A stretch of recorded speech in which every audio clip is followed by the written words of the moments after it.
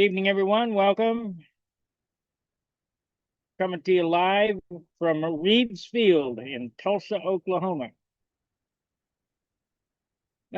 Nobody's flying right now. They're all eating dinner, and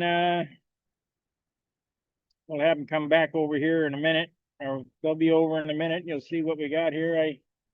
There's about 1, 2, 3, 4, 5, 6, 7, 8, 9, 10, 11, 12, 13, about 15 of us here. I mean, look at this instead. Hopefully Gary can come on early, or obviously I can't stay here because when it gets dark, it's going to be dark. Yeah. That was Steve. Why don't you come over on the right, Steve? See if I can zoom out there. Yeah, we got to zoom out a little bit.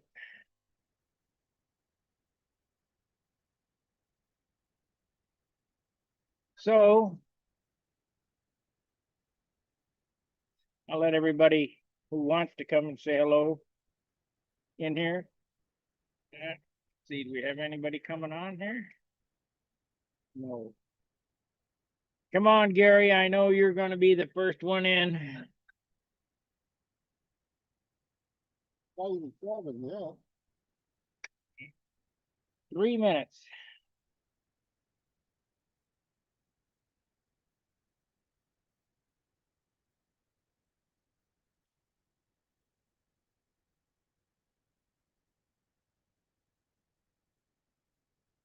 We just had pizza, salad, and I'm going to eat my cake.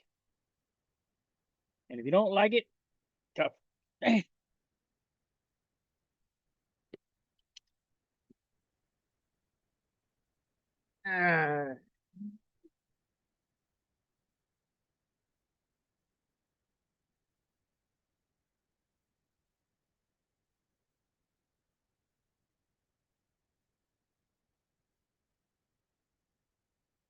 If I go into diabetic shock, oh well.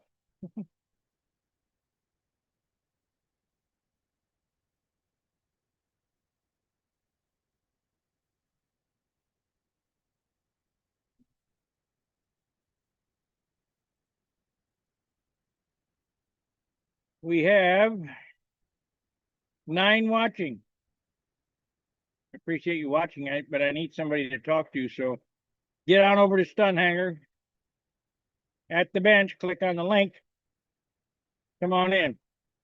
Especially if your name is Gary Sinclair.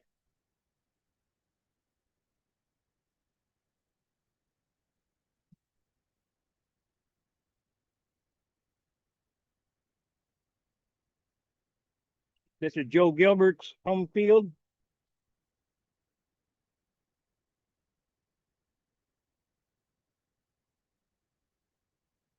I'll turn the camera around here in a second.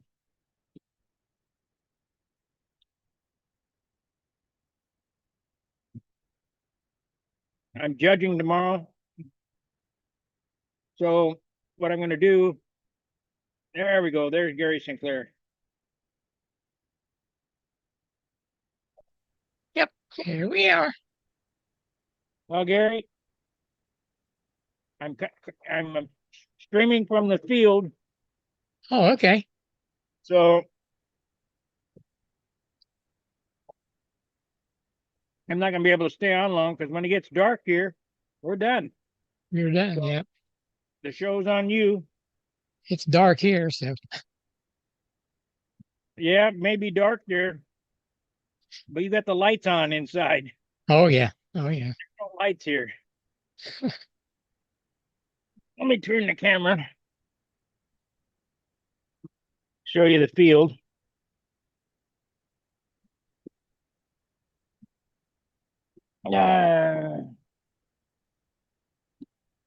That is circle 1. There is the pagoda there. Here we have some people who've just arrived. It'll fill up a little more tomorrow, I'm sure. And then way on the other side of that patio there's another circle. So when people get done eating, they'll come over and say hello, hopefully. Oh, okay. You're with Gilbert, aren't you? Yeah. Yeah, okay. That's right.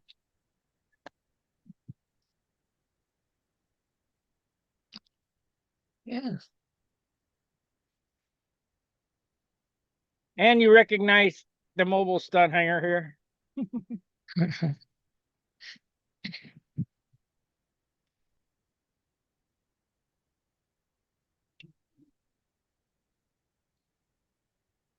The crap I got to carry is growing.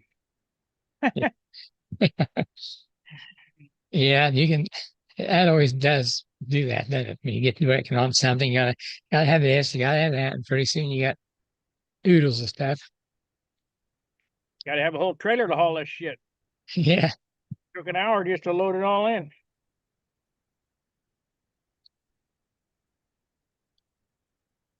When did you get there today?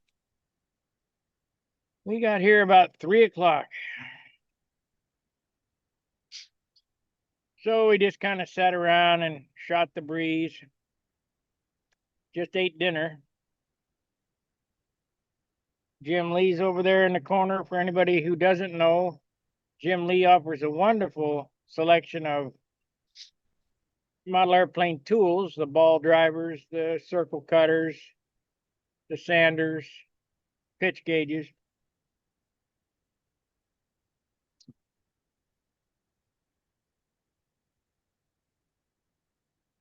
He hadn't even said hello to me since he's been here. I don't know, maybe he's mad at me. Kind of doubt it, but whatever. Looks like we're gonna get to see somebody fly. Oh no. Oh yeah. Let's see. Everybody come on? Gary. Gary, okay. You got a lean-to going here. Yeah. Block the sun. Aha. Hello, Gary. Hello. Supposed to be nice there this weekend? Get your chair, Steve. My chair. Yeah, it's supposed to be nice, low wind. Yeah. That's good. We got somebody going up and fly here in a moment. Yeah. We'll turn the camera around. Not to say that we're going to be able to get, he's not going to do the maneuvers over there, but maybe. Maybe. Away from the sun. And there's no wind. No. No, that's off of hanging wind. Yeah. When does Hey, it officially something start BMW. tomorrow? Pardon me? When does it officially start tomorrow? At 9 o'clock. 9 o'clock.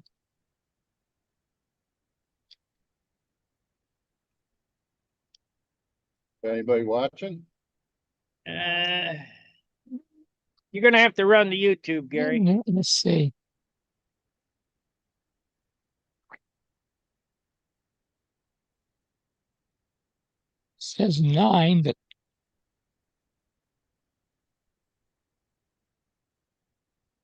you don't see anybody logged in. Nobody's chatted yet.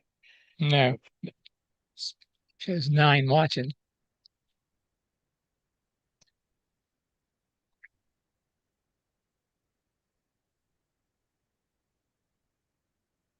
So hopefully we'll get some more people come over here and say hello to the stunt world. Yeah.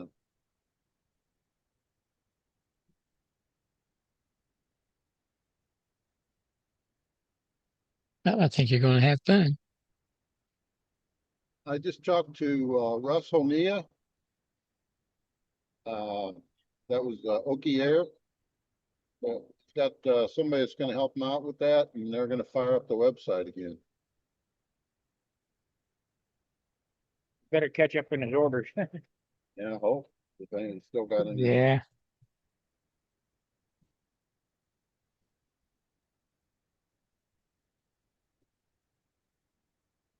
Well, we're 5 minutes in.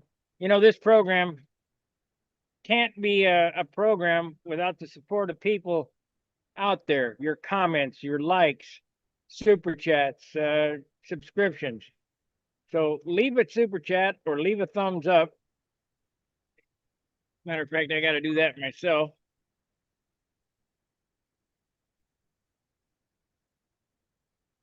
Well, watching now, it says. 12. Yeah, Mhm. 12 watching.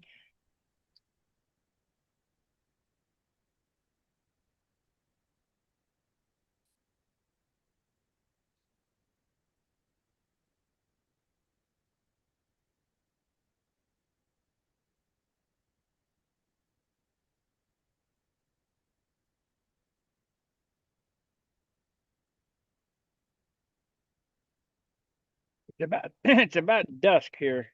Mhm. So what I'm going to do, Gary, is I'm going to turn this over to you right now in case something happens.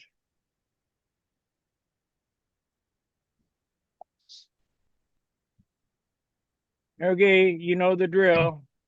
Yeah, you can turn on the share, can't you? Or You do it. in case someone wants to share. Okay. All right. Well, Here's Phil. Howdy. You got it turned on? No, not yet. Where do I go? At the bottom or top? Go to the bottom where on the green square it says Oh, green. share. Okay. Click on it. It'll open a box. It'll say, let everyone share. Multiple share. You guys still got sunlight. What is this crap? Yeah. Did you find it, Gary? I don't see multiple share. Okay. Turn it back to me and I'll turn it on. Right click, make me host.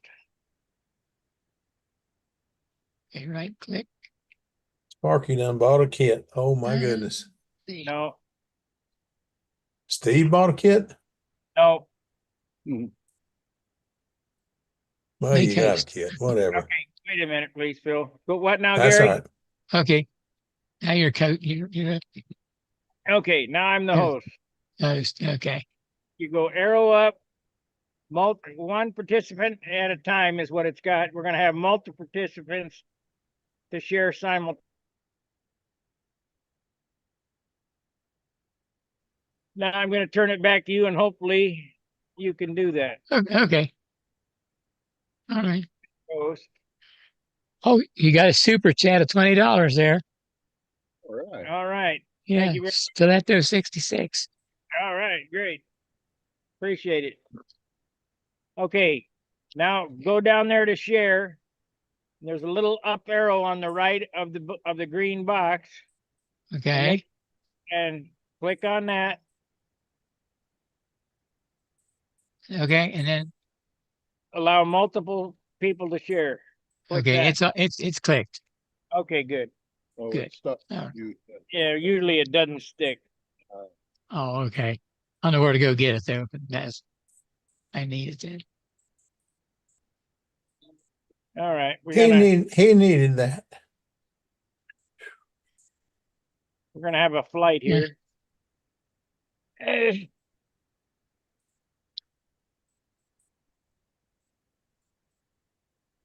Joe Gilbert holding. I don't know the gentleman who's flying. See if we can zoom in.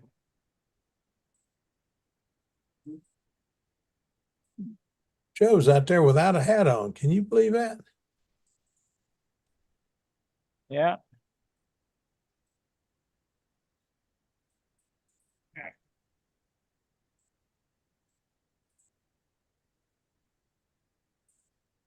Joe Bowman, you have enough fun today? I did. All right. Guess you can wind up your lines, huh?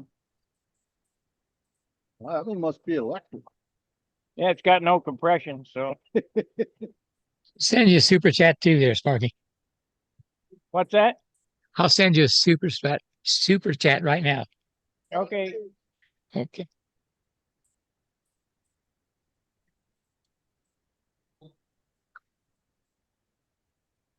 That'll help with the bandwidth. Oh, Hmm. Oh, another Blue Angel and a pretty one.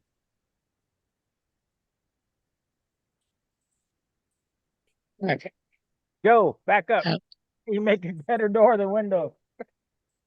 Well, I'm good at Still something. got the, Hang on, I'm getting out of the way. still got the, thing on there. Well, I'm trying. I'm trying, guys. Hey, you got the thing on it. Yeah, you got the clip on it.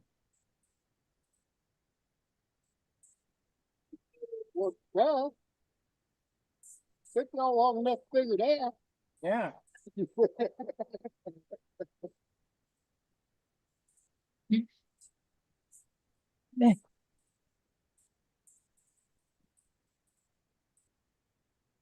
I want to see that biplane. That looks pretty. Flies good too. That's What still is going. it? 38? But that ain't a 38. It's got gear coming out of the wing. It's a stagger wing. Right, Joe? Oh, Yeah. stagger D7 wing. D17.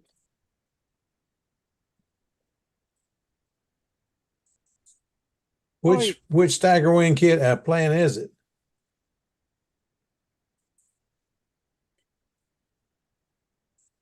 Hey, you brought me a T-Rex?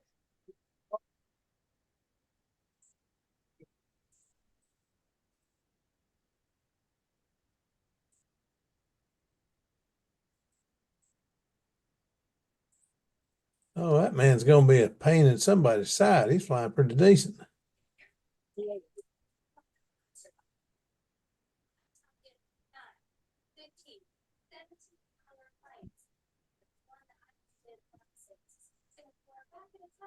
He dips it down just a little bit before he hauls up on his outsides. Sensor.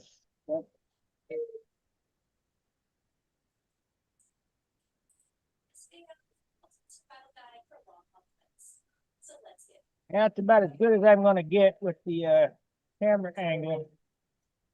Now, the way I see it, we've got four main threats on the plate. We've got hunger and dehydration, comfort. No, I'm gonna get two guys pretty soon. Yeah. So I'm getting a whole bunch of tips to combat those four things, but before we start with More than a that, headlight. set ourselves up for success by picking the right seat. So obviously. Yeah, it's you gonna get guys- too dark real soon. You're not gonna get up a lot during the flight. A window is probably your best option. If you're somebody who has to pee a lot or has restless legs and wants to get up, get on the aisle. Just do yourself a favor. Get on the All aisle. right, you really can't see anything. I can see everything. Yeah. Tips for you. I mean, if it shot, I can see the plane out there. hmm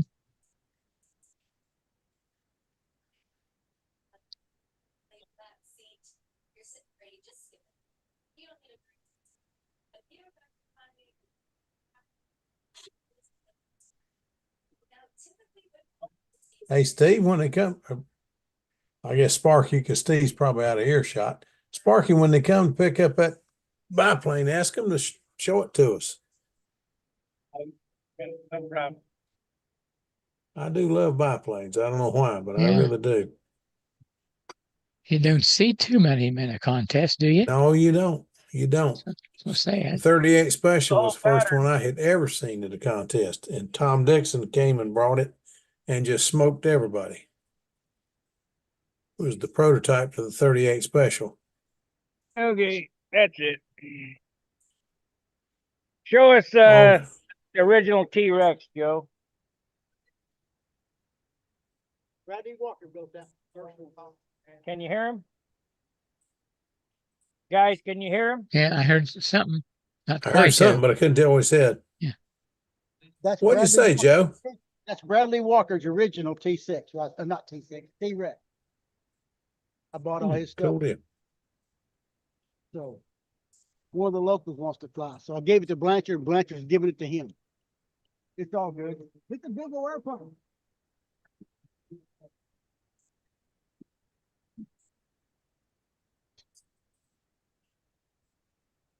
This is a 58-inch wing. That's 60 inches. 60 inches. Monocoque. No, it's painted. Them are stickers on there. sticker. Automotive. It's flying pretty good.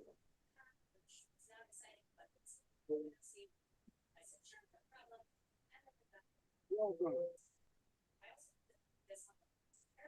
That's Show us, pretty. show us the biplane that they're asking about it.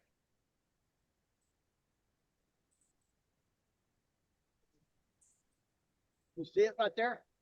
Yeah, That's Joe Bowman's built this over there. That's a Don Hutchison.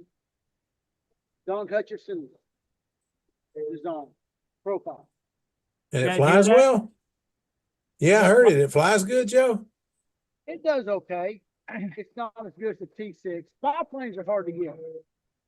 But it does all the tricks. He flew five, he did all the tricks with it. LA-46. And Joe painted this in like a real World War I McDougal. This particular paint scheme was on a World War II military airplane. Except for the Ford F. Well, it's a good looking little plane. It's all right. It's fun.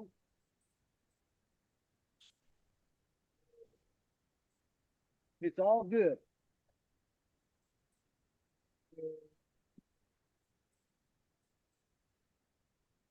all right, guys. Hmm. Start talking. Let's Can't have any hope dead so. air. Okay. hope some more people come in right quick. Oh, here he goes. So that looks like I a red missed- airplane flying. Yeah, I wanted to catch his clover leaf, but I missed it. That's okay. What he flew, what I could see of it, what he flew, looked pretty decent.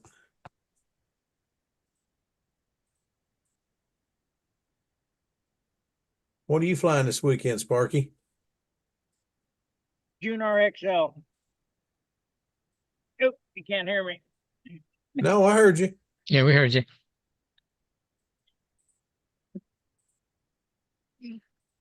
Got to have the mic facing the right direction.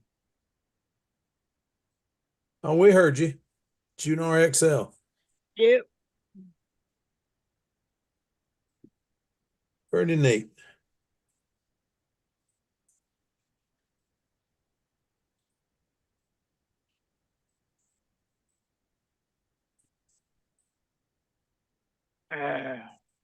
Yeah.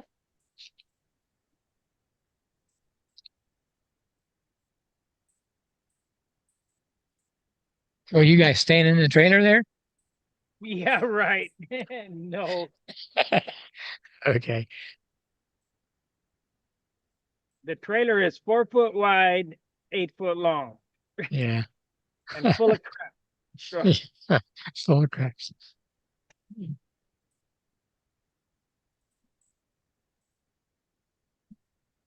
Filled Yeah, but with that's about the best way to go to a contest anymore, though. Just take a trailer and put all your stuff in there. I tell you what, for being out here in the sticks, this picture is pretty damn good. Yeah, it is. Yeah.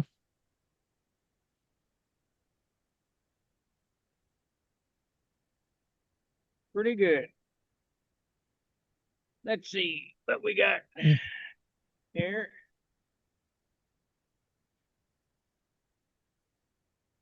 We got 2 super chats. Thank you very much, Gary, and thank you very much to Stiletto 660. Okay. Mhm. Make sure to give us a thumbs up. We only got 1, and we got 18 watching. Yeah, let me see if I can do this.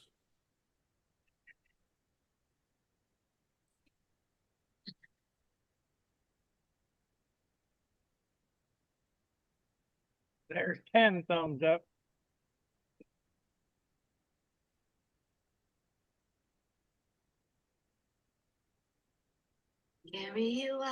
Uh-oh. Okay. Uh-oh. Stop it. Dadgummit. Hey, Joe, Let me mute this a minute, see if I can get this. say hello to the world. Hello, world. No, got to get in front of the camera. Hey, I'm here. Hello, Jim. Here I am. Hello, Oh, world. Joe. Joe Bowman. In person. Yeah, we're streaming live to Stunt Hangar. Okay. All right. Cool. I got it. I got a guy waiting. I'm supposed to follow him, so I got to clean my airplane up here. Good seeing you guys. Yeah. Have fun. I'll hang around longer next time. Be some tomorrow.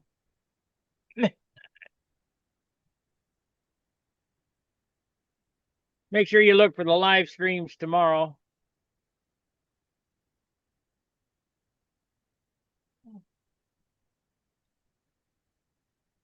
Will it just be short ones or you If don't know? if I judge over here, I'm just gonna point the Yeah. camera and let it run. Okay. We're gonna burn up some bandwidth. Seeing that this is the end of the season.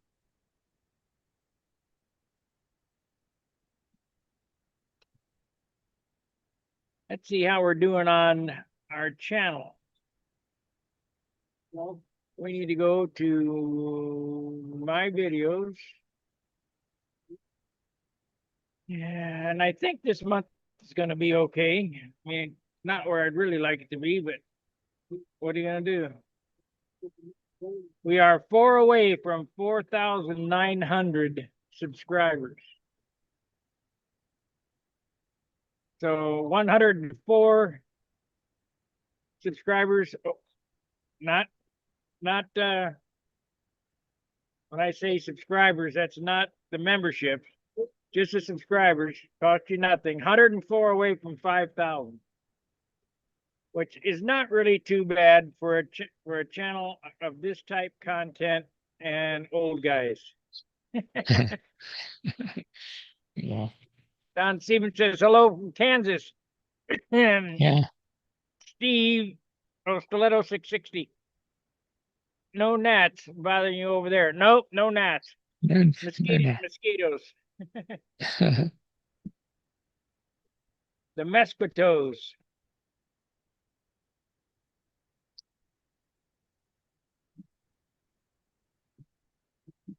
So, folks, when I sign off, Gary is going to be in charge of this, and he'll run till 9 o'clock. And hopefully, there's more than 3 guys on here. But usually, it takes a half an hour to get warmed up, and we're coming up Yeah. on a.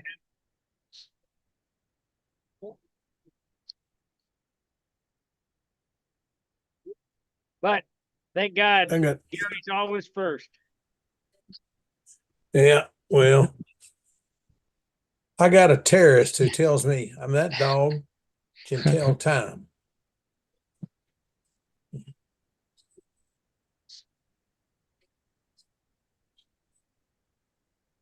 Let's view this. Oh, I can't because I'm not the host. I'm gonna have to change my glasses so I can see. It's starting to get pretty damn dark here. This is a low light camera though. Yeah, you're looking pretty Yep. good here. You still looking great there. I mean, as far as the light, it thinks it's daytime.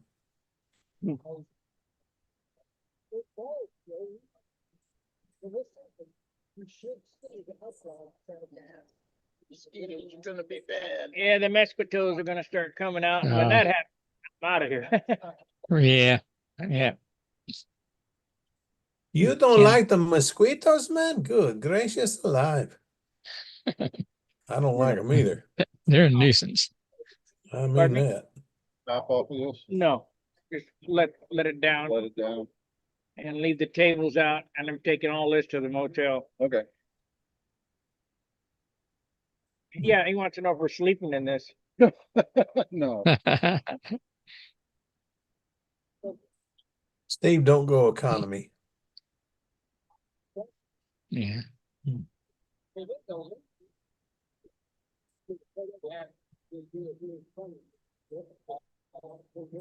I tell you what, I saw.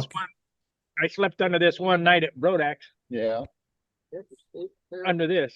Did you get Cody do? Not really. No, I mean, I have camping gear. maybe it's not as, humid in Pennsylvania. It's real humid in Pennsylvania. Oh, okay.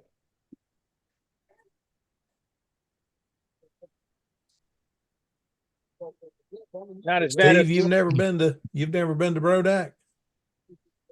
Steve never had. No, I haven't. Man, you got to get Sparky, you got to get him into the 20th century, man. Not 21st, just the 20th. You got to get into Brodak next year. Yeah, if they have it, I'm gonna try to make it. Well, it's Father's Day, so That's not a problem, as long as it's not Mother's Day.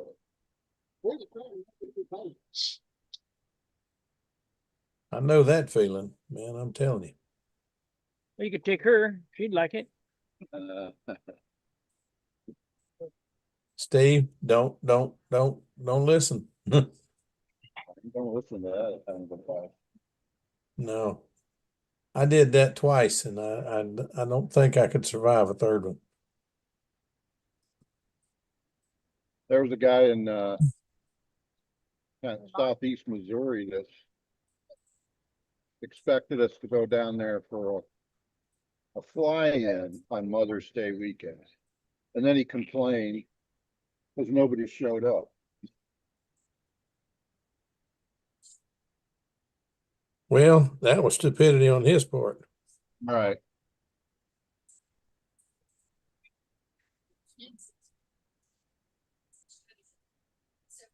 And then I will take places instead of tying.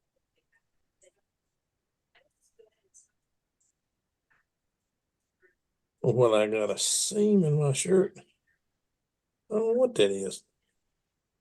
There's something back there in my shirt. It's just aggravating the dickens out of me. Yeah. You got a bug crawling down your shirt? Well, no, it's not down my shirt, but it's on my shirt. Every time it rubs my neck, it scratches. Hmm. Oh, I've been out working in the yard. I probably got something, a leaf or something down my shirt, sticking to Yeah. my collar or something. I don't know. I'll find out a little bit. I'll take the darn thing off. How far is it, Steve, to your hotel? Oh, not far at all. How 10 far? minutes. Okay. So, All right. See you. Okay. see you, Joe. See you tomorrow. Okay. Have a pants. Joe's already leaving? My goodness. Joe Bowman. I don't think it's gonna be too Oh. far. Hey, guys.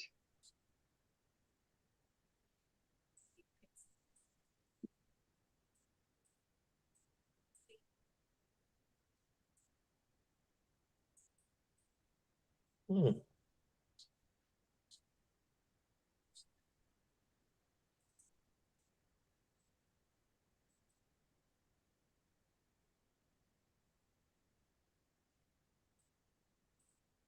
Oh, he got two kits. Okay, I see. Didn't get a kit, got two kits. They're already sold. All right. Yeah. What are they?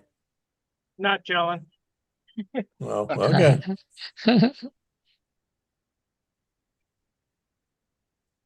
Just delivering. Hmm.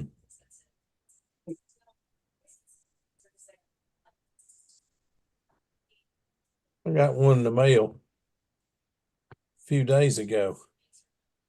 I don't know who sent it to me. I don't know where it come from, but I've been looking for this kit for 10 years at least. Hmm. And it just come in the mail. Interesting. Yeah. Whoever sent it, I sure appreciate it, but it was a total surprise to me. No return address? No. Nope, no return address, no return name, nothing. If it got lost in the mail, it was just lost. Hmm. But it's a right nice kit.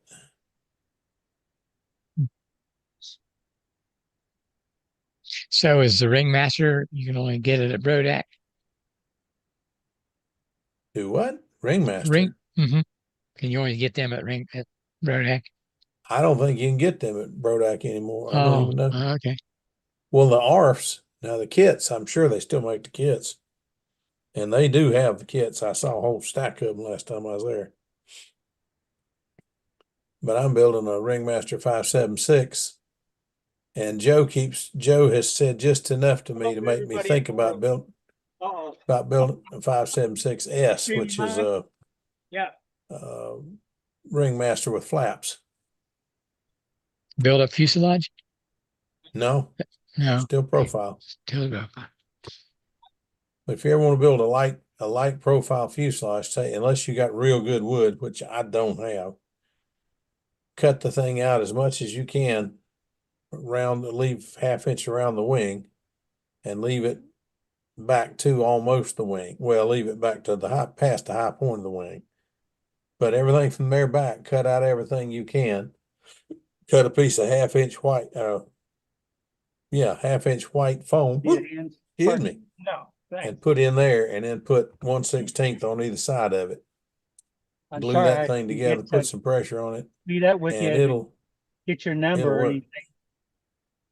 So, are you leaving? No, not now. I'll be here for a little bit. I'm into stuff on YouTube. Yeah. We were going to meet. My name's Ralph Mitchell. There you go. Hey guys, I gotta wrap it up. We're getting dark here, Yeah. and Yeah, I get might your come ear. back on, I might come back on from the motel, but you can run it till I get there, or what if I don't get back, whatever.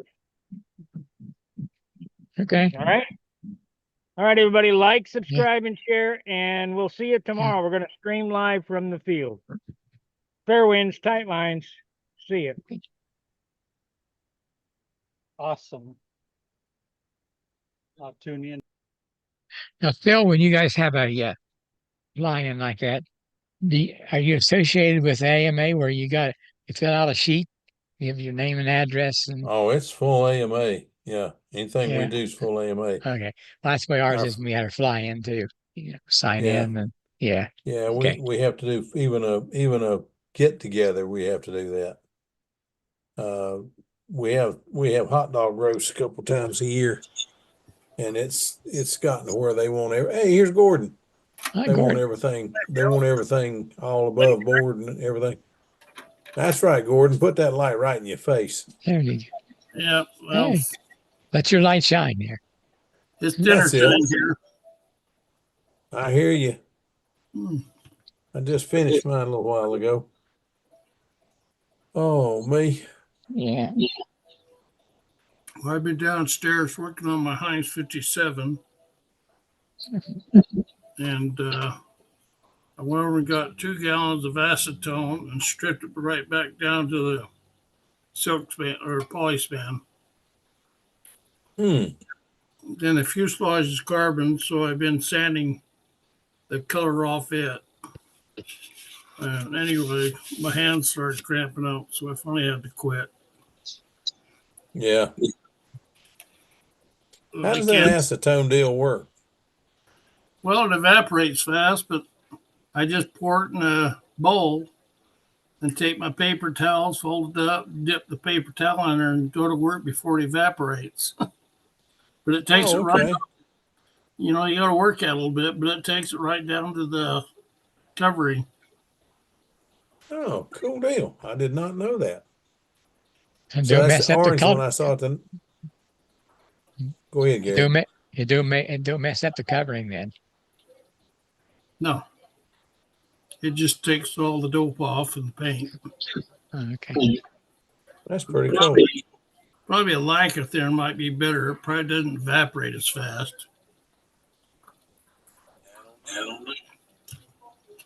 Never tried it, but I'll tell you what, I've got one I need to strip down. I became one with the spray gun, and instead of putting a 6-ounce finish on it, I got a 12, probably closer to 18-ounce finish on it. It got heavy real quick. But I've gone to a Anyway, I've got a good spray gun now, so I think it'll work a little better next time. Well, I know it will. That plane's 20 years old, but it's a pretty airplane. It looks like a red, white, and blue styled after a Stiletto 660, but Lord, it got heavy quick. Yeah, what happened on this is Bart come up and helped me and mask it off. We shut the trim and everything bled everywhere. So sanded it back down as far as we could. And the cream was and green. The green was horrible trying to sand off. I wish I would have used the acetone trick sooner, but I put it all together and weighed it. And I have another Heinz that I built years ago, and it was on the light side, so I sprayed 2 or 3 coats of clear on the top just to get the weight up. And it's ready to fly out the tank and the engine. And the new one was 5 ounces heavier, and it wasn't even ready to paint. So I decided I got to get the paint off there. So when I get it completely sanded, out, I'll weigh them again and see if it was worth it. I hope so. It's hard to get good wood nowadays, though.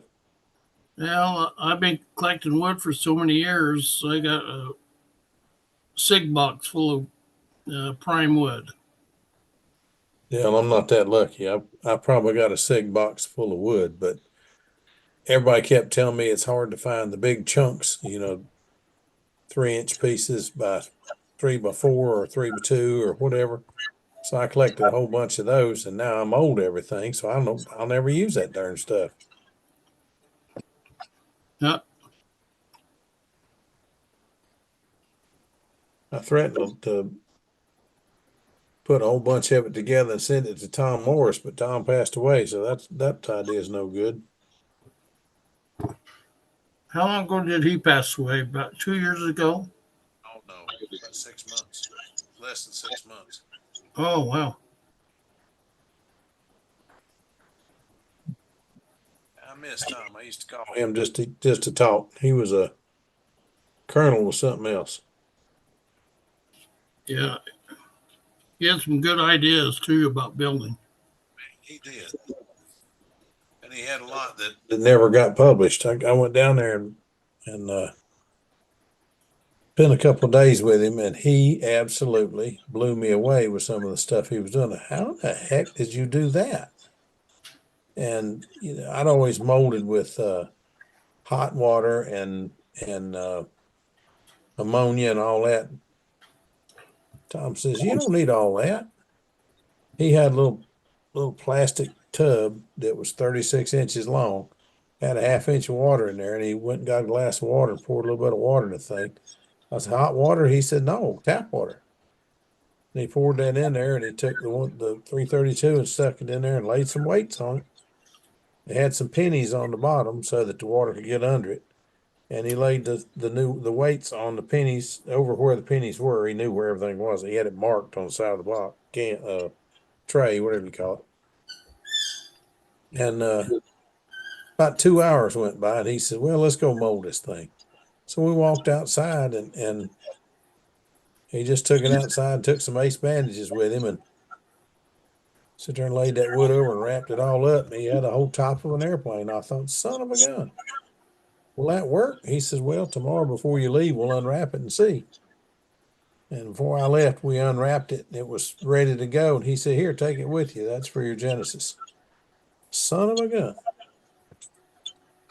So it's Yeah, I only soaked my wood for about 15 minutes. he soaked his about 2 hours, but he just used water, just room temperature water. Yeah, I use water and ammonia. Well, I used to, but it stinks. Now, is this wood one piece or is it something where you Yeah, it's one. glued Well, it together first? sometimes you have to glue them together first, and then Right.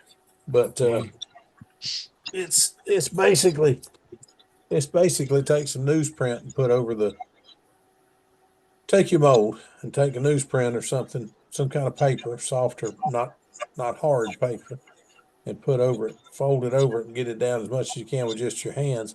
And then you use that to see how big a piece of wood you need.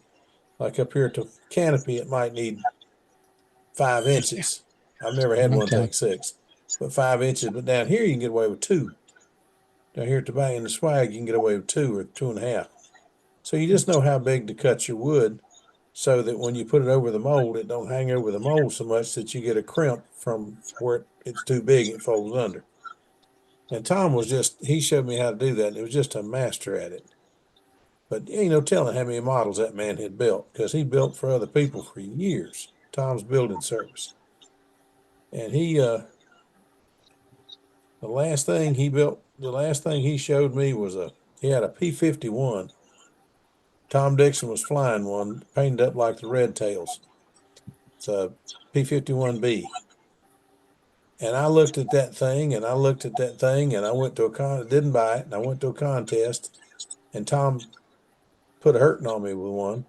So I went back to Tom Morris's, and I said, okay, I got to have one. So I bought a fuel one and I went home and I started on the wings and all.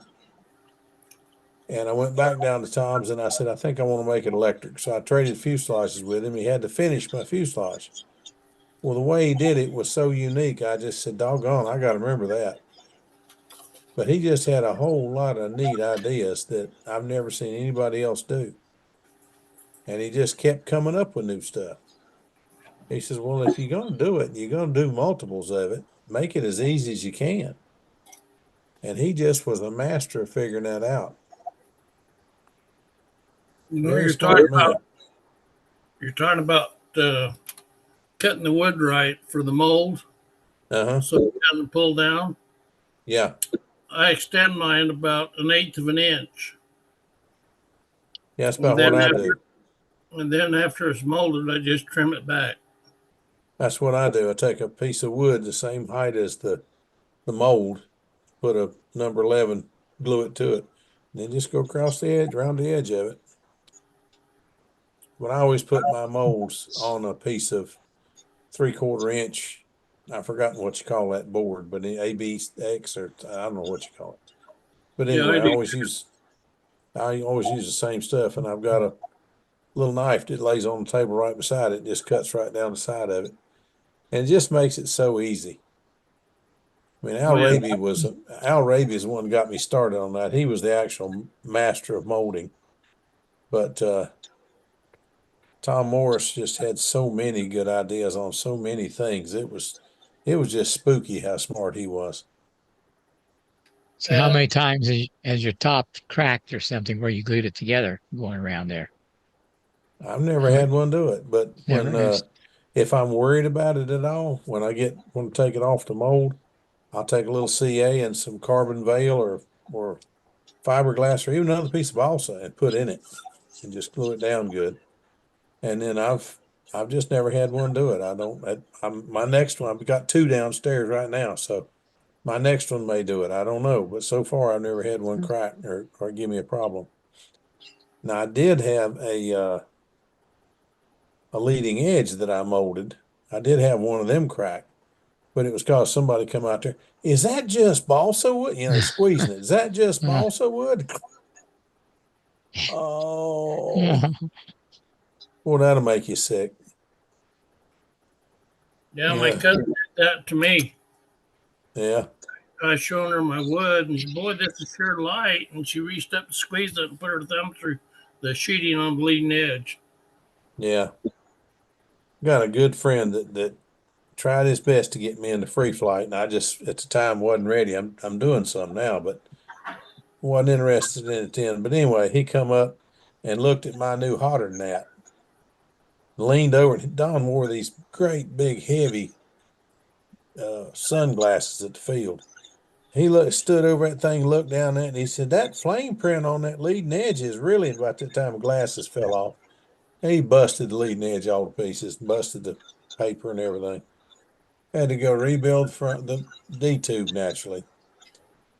Had to go rebuild that leading edge, cut a piece out, splice a piece in, the whole bit, redo the paint, Took it back out there a week later, had just finally flown it, finally got to fly it. I think I got 2 flights on it. Here come Don again. Hey, that you did a good job. Same wing. Same wing. So I went home and fixed the darn thing a third time. I built it and then repaired it twice. Took it to the field and started flying it the third week. Don come out there. You rebuilt it, Don. Don't you get near it with them dang horn rim glasses. And Tom Looper and somebody else, I can't remember who it was, got in between him and the plane. You look at it from out here. Says you and them glasses and that wing just don't get along. But You sound like anyway, you sound like Tony, didn't you? oh yeah, Everything on the fuselage and leading edges are all molded. yeah, that whole plane looks like it's molded. Beautiful airplane. I wanted to get the plans to that, but that plane's it's bigger than I could handle. I'm not talking about to build. I could build it, but I don't think I could fly it. It Yeah, pulls that's too my hard for me. Yeah, that 772. I let Paige Peterson fly it this summer or last fall. Well, I guess it was last year. And he thought it flew good, but he says it sure does pull. Yeah. Oh, you're used to flying at Tucson.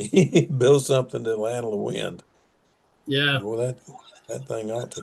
All I know is when I saw it fly at the Nationals, I couldn't believe anything that darn big could stay out there that well in that wind. But it did. Yeah, it actually stayed up better than a lot of the pipe airplanes. Yeah. Hey, Well, hey, that was Gordon, that. Sam, Don or Minnesota Mike says, did you have the Heinz 57 at Clovis? Clovis?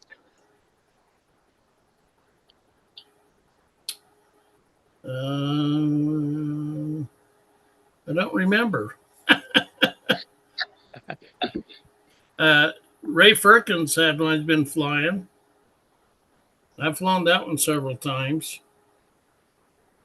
This will be 1, 2, 3. This will be the 4th one that's been built that I know of.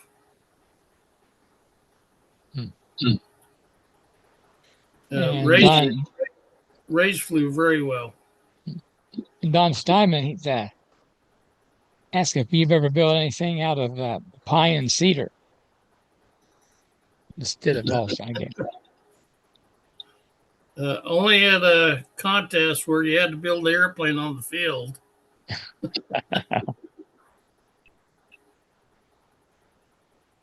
Man, I'm telling you, that's a job. Yeah.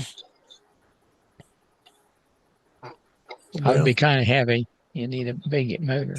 Well, let me put you down. You've been sick tonight. Let me put you down. Take your foot off of me and I can sit you down. Yeah, a good friend of mine, Mark Fechner, built one out of Coors cans. The wing, the fuselage, elevator had a bounced elevator on it. Good gracious. He flew it with a Fox 35. Mm. You know, he mounted it on plywood or motor mounts, and then he squeezed the can a little bit, put epoxy and slid it into the nose, had his fuel tank in there, and he used to do loops and figure eights with it. And he ended up flying it in the rain when he was drunk and he decided needed more tip weight and put it on the inboard instead of the outboard. And it rolled in on him on the lines.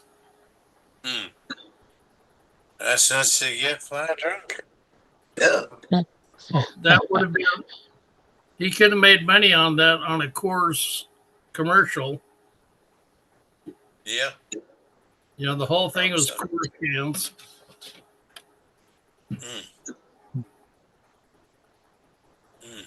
But that was neat to watch. What's that? I said, I bet that was a neat plane to watch. Oh, it was unbelievable. He called me up 10 o'clock at night. He'd been drinking and got in an argument with the guy. Told him he had an airplane made out of quarters cans that flew. And the guy didn't believe him, so they put up $25 to see it. And Mark says, "Meet me out at the airport." And I says, "Mark, I'm in bed." He says, "I need you to help me. Get in your clothes and come out the airport." Okay. So we went out there and he was flying it. He walks right up over the cars to the guy now. He says, "Is that flying or is it not?" And I said, "Mark, get back out there where you belong." Man, my luck, the darn engine had quit. You and me both. Hmm. You know, he had the engine inverted and it had a Froome spinner on the front. Oh, me. And I tell Probably you, something let it taper right into the can. not quite. The can was just slightly bigger. But That's it was cool. one of the coolest airplanes you ever want to see. Well, I tell you what, there's some neat stuff around, I'm telling you. His socks on the floor, but he's not paying attention to it. Yeah, you'll be all right. Well, I know what he's gonna pay attention to. Yeah, me with this ice cream. Hey, the terrorist is watching. Mama brought me the ice cream. The terrorist is watching. Yep, he's watching. Are we the only three on here tonight? So Right far, now. Sparky took off. He was Yeah, he might be back on, but he was getting in the dark and they decided to go to the hotel. I'm hoping Joe Gilbert will come in a minute, but who knows? We'll turn this thing off so I can chew on my crunchy ice cream. How come he went to a hotel? Is he at a contest, Phil? yeah, he's at a Yeah, he's contest. at a go ahead. He's out there with Joe Gilbert's contest. Oh, which one's that? Who's that? Where's Joe at? Arizona. No, he's in is it Oklahoma? I think it's Oklahoma. Oklahoma. I forgot the name of the contest though.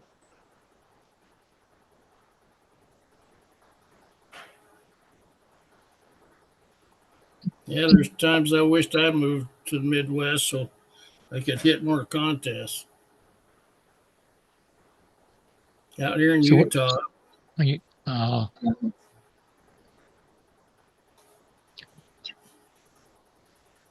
Yeah, but you're close to. You can go to California, or you can go to Tucson, or you can go to. Well, I don't know if there is anything in New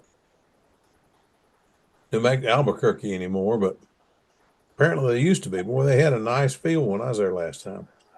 Well, it's 900 miles for me to go to Tucson. 900.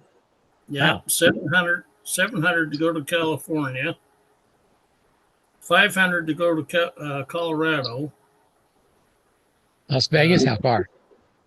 850 to go to the Northwest Regionals. Well, you're out in the middle. Lord have mercy. Yeah. That's how I ended up going to contests. If I wanted to fly competition, I had to leave the state. So,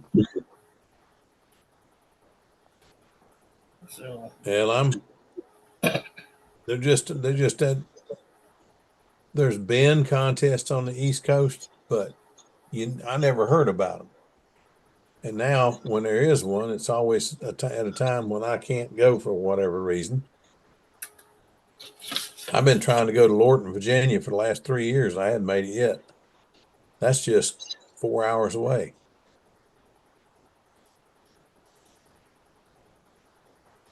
now I'm too old to compete. Now I can do a judge. Huh? Gary, how old are you? 82. Oh, we're the same age. Yeah. When's your birthday? April 18th. Oh, mine's February. So I'm 2 months older than you.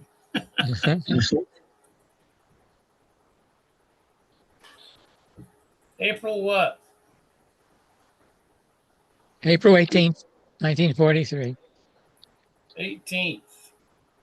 Mhm. Yeah, I'm February 7th, 1943. Kind of sneaks up on us, doesn't it? Oh, yeah.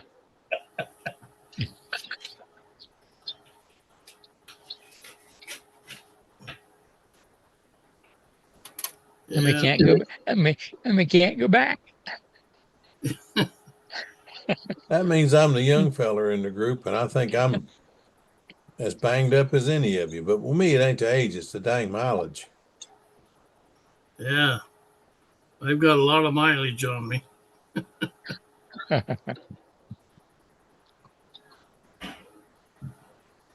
Paige Peterson and I are going to the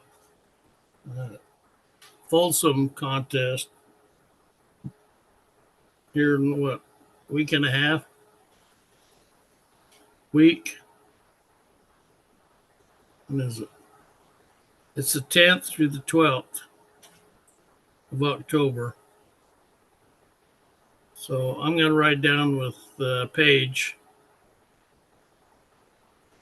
That's the weekend we'll be in Tifton that weekend, hopefully. Yeah, that's at Folsom Reservoir. From what I understand, it's got a real nice area to fly.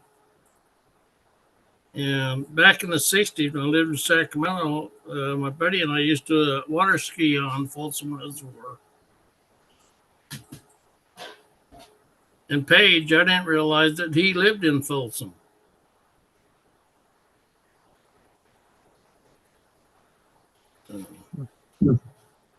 I kind of like the Sacramento because I go to a contest there in Wham about every 2 weeks, which I tried to do. They got Yeah. a contest every 2 weeks. Yep, someplace in the area, Redwood City, uh, San Francisco, Stockton, Sacramento, San No Francisco. dadgum wonder the Western guys are so much better. They got contests out the yazoo, and they can fly all year round. Good grief. Yeah. I was going through 2 gallons of fuel in my Fox 35 a month.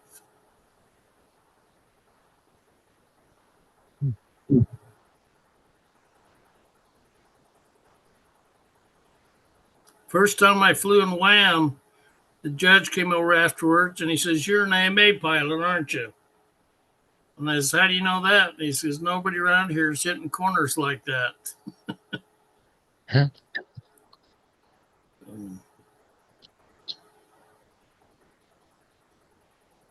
At the time, I was flying a dead Southwest Skylark. I miss him. Yeah. Ed and I'd meet at Esteban Park going to Tucson, and we'd fly together, and then we'd drive into Tucson.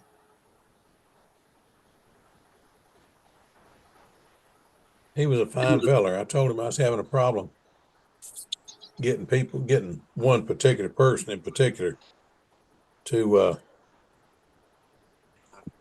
get off my back about my airplane being the real thing, well, not just some kit or something somebody came up with. And Ed said, "Well, what did it look like?" So I showed him pictures. It was it was a lark. Your dog wants your attention. But I know anyway, he's pawing at my chair. Yeah. yeah, he's gonna spin you around one of these times. Say, "Daddy, I want some attention now." He wants But me anyway, to throw his funny face. by the time I got home, Ed got my telephone number, my address, name, address, and telephone number.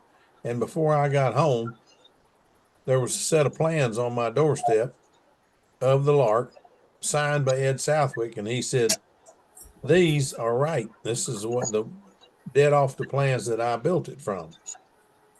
And I built the airplane, and darn if he didn't question that one too. So I showed him the plans. Yeah, Any one of my plans, I nope. I've got the plans to his Skylark and his Lark, I do too. and also He was a got one. fine fella. Yes, he was very fine. I first met him in Buckeye, Arizona, in 1963. Mm. You go back with him a whole lot further than I do. I first met him at Tucson, but I don't remember what year it was. I met him there the year that all of the, it seemed like all of the greats that were living were there. George Aldrich, Palmer, uh, Bob Gieske, Bob Gieske, Bob Gildini. Al Raby showed up. Yep. Then I can't even remember who all was there, but there was a whole stack of. And I never knew that Bob Gieske and Al Raby didn't get along. I never knew that. I didn't either. Well, found out they didn't get along real well all the time. It may have been just a spot here and a spot there, but at times at least they didn't get along real well. So anyway, they stayed away from each other. But I got along with both of them and liked both of them. George Aldrich, I got along with him real well. I called him and told him, I said, I know how to make a Fox make more power. How the devil do you make it make less? What do you mean? And I said, well, I just built a Stun Wagon 30 and I put a Fox 35 in it. And the dadgum thing, the plane is so light, the motor won't load up. It just keeps trying to surge and do silly things. So I'm flying 5% nitro and it's still too darn much. I don't know where to get 0. Don't even know, will that work? And he says, yeah, it'll work. And a Fox 35, he said, oh yeah, but there's an easier solution. And he got my address and phone number.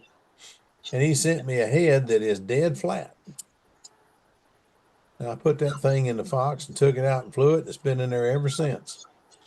But he also sent me one that looked like you ever seen well, I know you've seen them, Fox 36 Combat Special.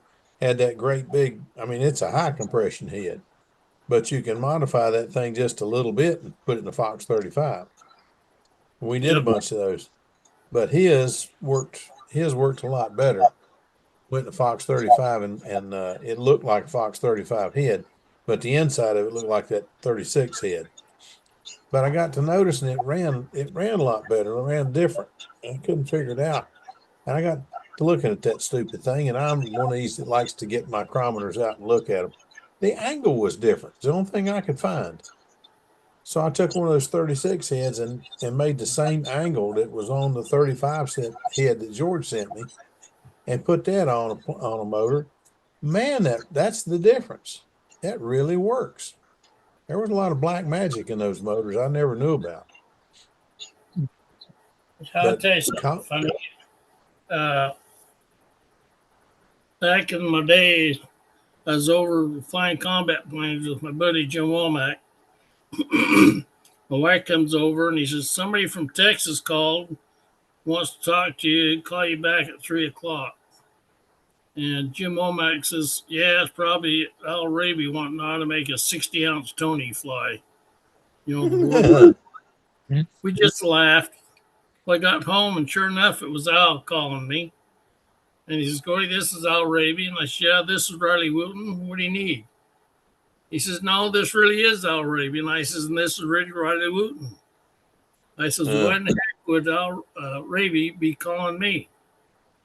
And he says, well, it's because of my big twin. And he's going to be in Salt Lake that week. Want to know if we get together. So I went up and picked him up at the airport. And he's going to go fly the twin. And the weather was horrible. So we didn't go, but he sat around and he gave me a bunch of pictures of his airplanes. And I still got them, was it 8x10s or whatever they are. And they're all in black and white. Yeah, he had the Sea Fury and his Mustang and what was the other one? The twin, what was it? I've forgotten what it's called, but I remember seeing pictures of it. I've seen a lot of pictures of it. Yeah. It had retracts. Do you know that? Mosquito. Oh, he had a mosquito? Yeah. That's not the one I saw. Yeah. I Talking about didn't El see that. Raby? Yeah, Yeah. It was a hornet.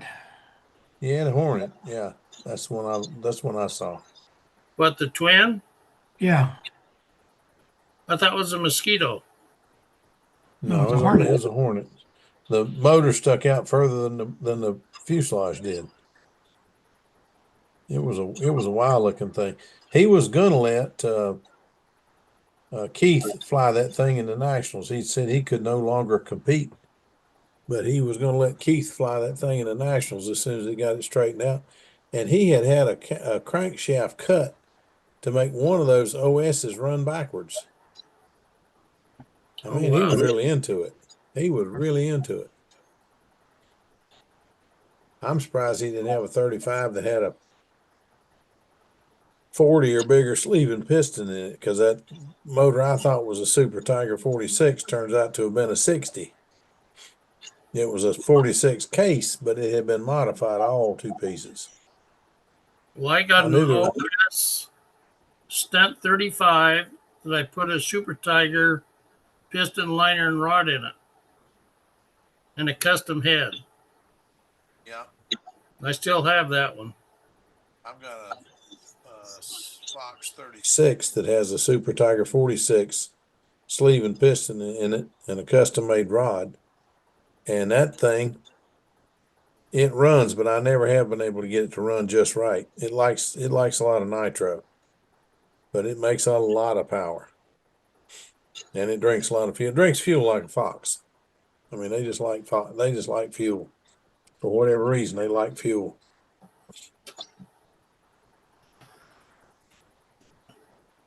Hi, Mark. How's your new bird coming? Oh, it's coming. It's I suppose probably you- like my Heinz 57's been on the paint rack for 7 years. I suppose you want to see it now, huh? Certainly. Well, on mine, I stripped it down. I went over about 2 gallons of, yeah, That's what it looked like last week. looks good. And I sprayed it with primer. And then Monday I showed this picture I had with putty all over it and all the boo-boos I could find. So the rest of the week, What kind of primer are you using? the gray stuff is class coat. Oh, that's really, does it sound good? Yeah, after it cures, you have to wait a day or so. But Yeah. I've used the paint, but I've never tried their primer. well, I just kind of gun shy. I didn't want to try to mix products, so I stuck with the class coat primer. What does it look like now? So I spent the rest of the week. There it was, looks like now. Uh-huh. But it's So it's a lot smoother. It's kind of matte finish. You can see that. But if you put a little bit of final clean on it, it starts to look like it's got some potential. So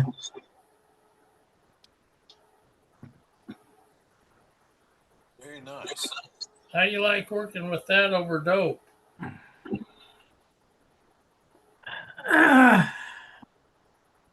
they both have their advantages. I think I prefer the dope, except for the fact that dope doesn't have such good longevity when it gets fuel on it. Yeah. This stuff is really, it cures really hard, and you can't make it look bad with pouring raw nitro on it. So once you get it done, it stays good looking. Yeah, I had the motor start up backwards on my Tony and it blew it out of the vent. Mm. So got a couple stains right on top of the wing. Yeah, the trouble with class coat is that it's a little trickier to work with because you have to mix it up and wait a half an hour, Right. and every 10 minutes or so you're supposed to stir it again. So you kind of got this preparation period. And then you spray it on, and anywhere you have class coat, once it cures, you're not going to get it off without a whole lot of work. So you got to make sure you don't get it anywhere you don't want it. And it's hard to get it out of the spray gun. You have to do some good amount of work to make sure you can clean a spray gun out really good. Yeah, you don't want to leave any of that epoxy type stuff in the airplane. Now, the last thing I do is I rinse out the spray gun with a little bit of the glass coat thinner. Yeah. So anyway, it produces a really nice finish, but it's more work, and like I said, it can be kind of tricky. But you can pour raw nitromethane on it, and you won't know it. Yeah, I painted a proto speed 21 speed ship and painted it with white, yellow, and dark blue trim, and then clear coated it. And it's got quite a few flights, and you can't even tell it's been flown. All done in class coat.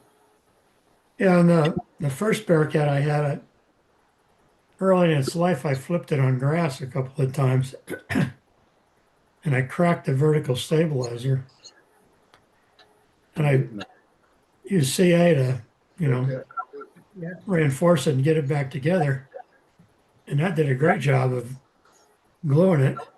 But then you get CA on the outside of the finish. What do? Well, turns out if you take nitromethane, you can rub the CA right off.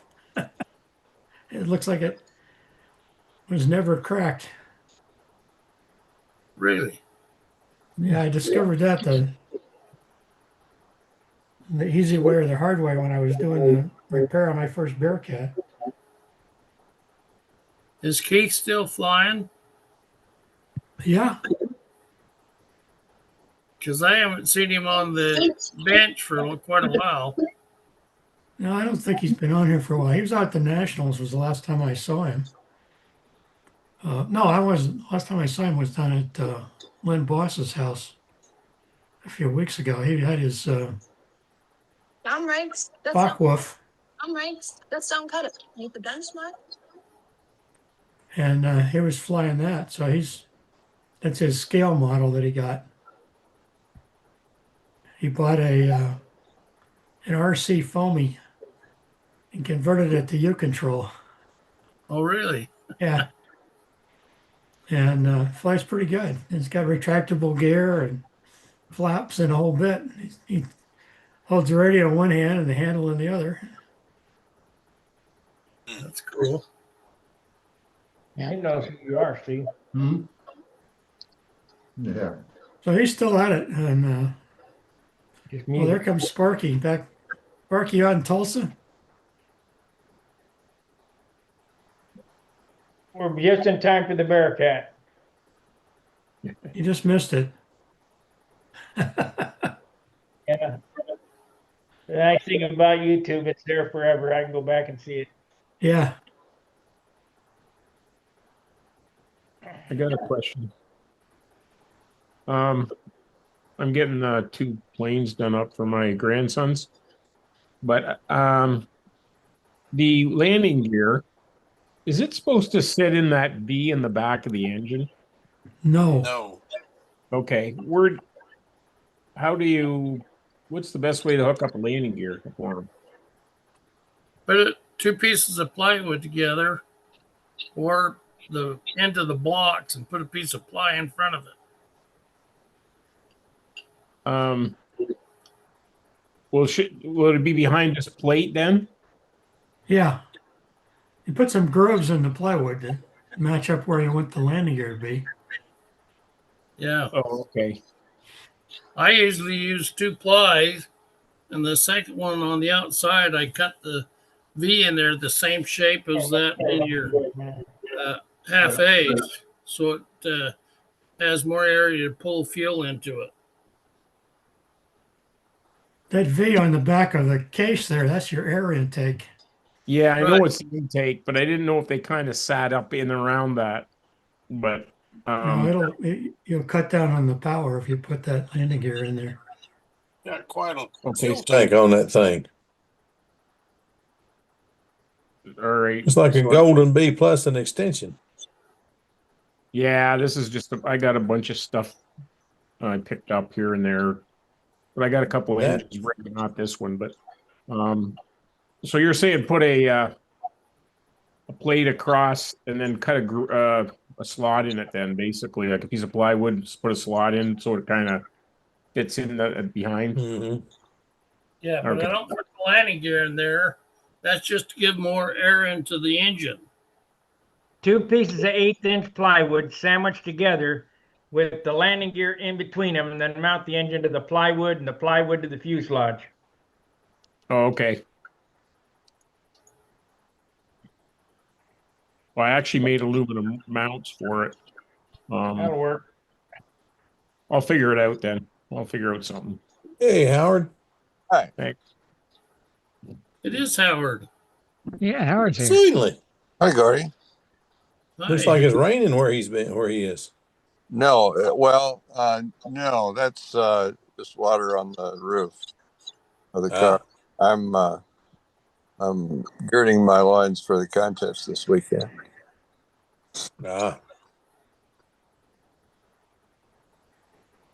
Where is the contest this weekend? Northeast Regionals?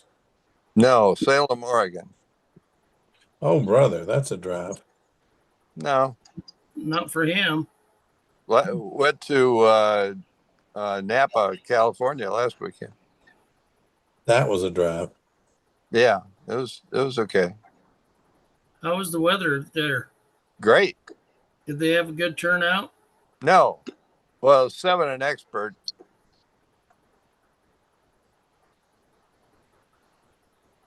People were being sick or this and that.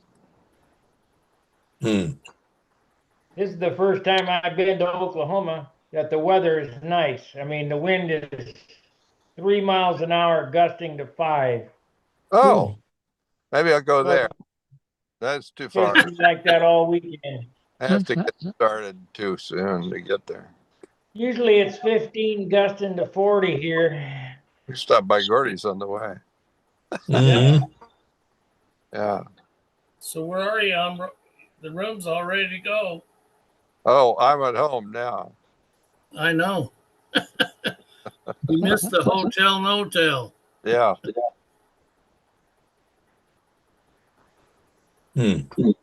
I just volunteered you to judge at the Golden State and team trials. Oh, you're gonna be one of the judges? I sent a message to Dennis Nunes. He's the CD for everything. Yeah, I'm judging there also. Yeah, that's what I said. I told him you'd judge there. Maybe you already knew because I forgot to tell him when I was there. Yeah, I talked to him a couple times. Okay, we're in business then. Yeah. So are you gonna judge also? No, I'm gonna play some stunt if I can. Okay. You gotta watch. Judge intermediate or something. I kind of like that. How's my ribs coming? Well, I've been going to model airplane contests now and got your rib.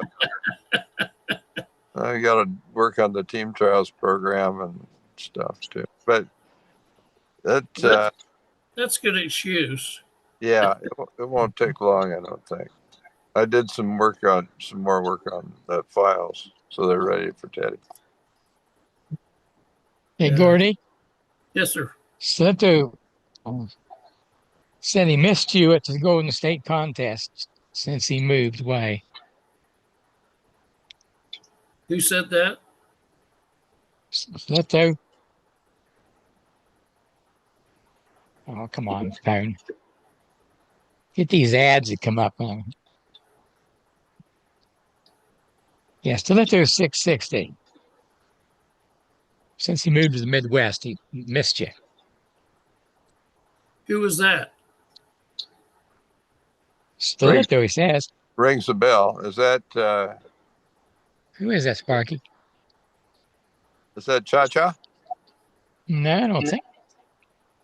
Paul Javot?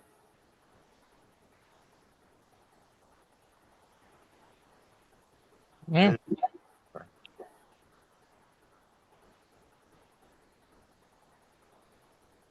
STILETTO 66DA. Yeah.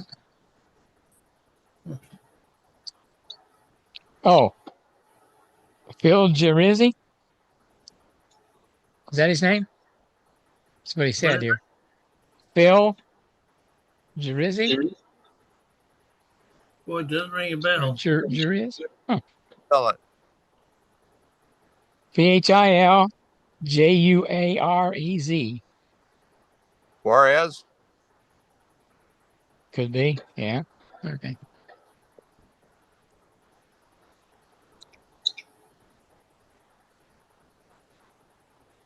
Well, yeah, Phil Phil Juarez? Flores.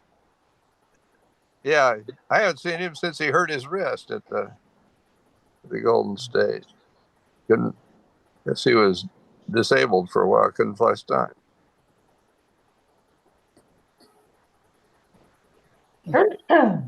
Oh man, Gesundheit. thank you. There's Denny's with us.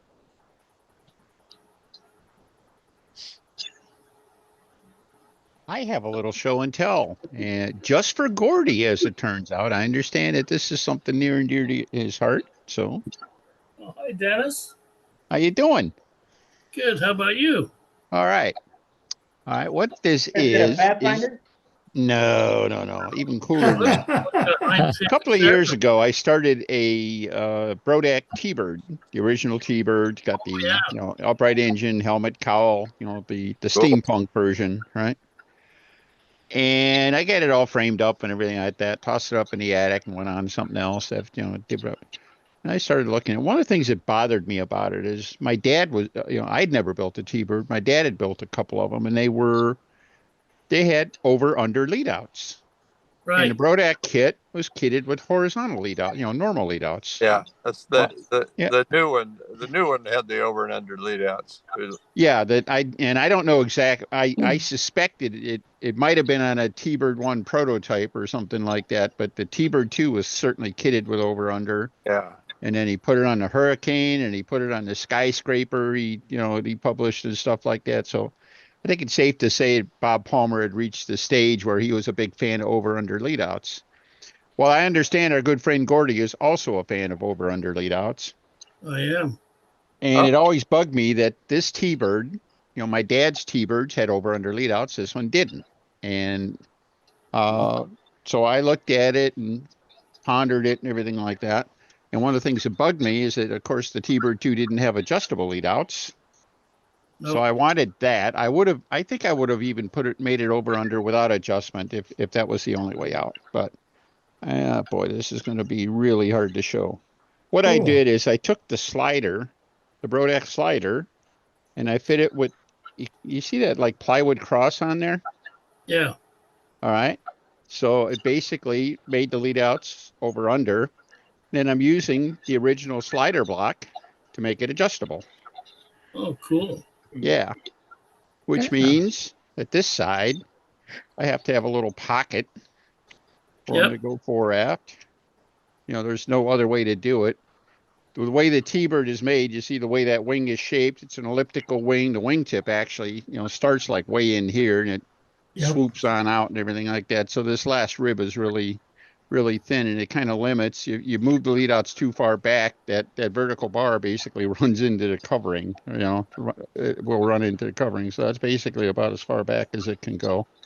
But that's also about an inch behind, or no, about 3/4 of an inch behind what it shows on the plan, and it's about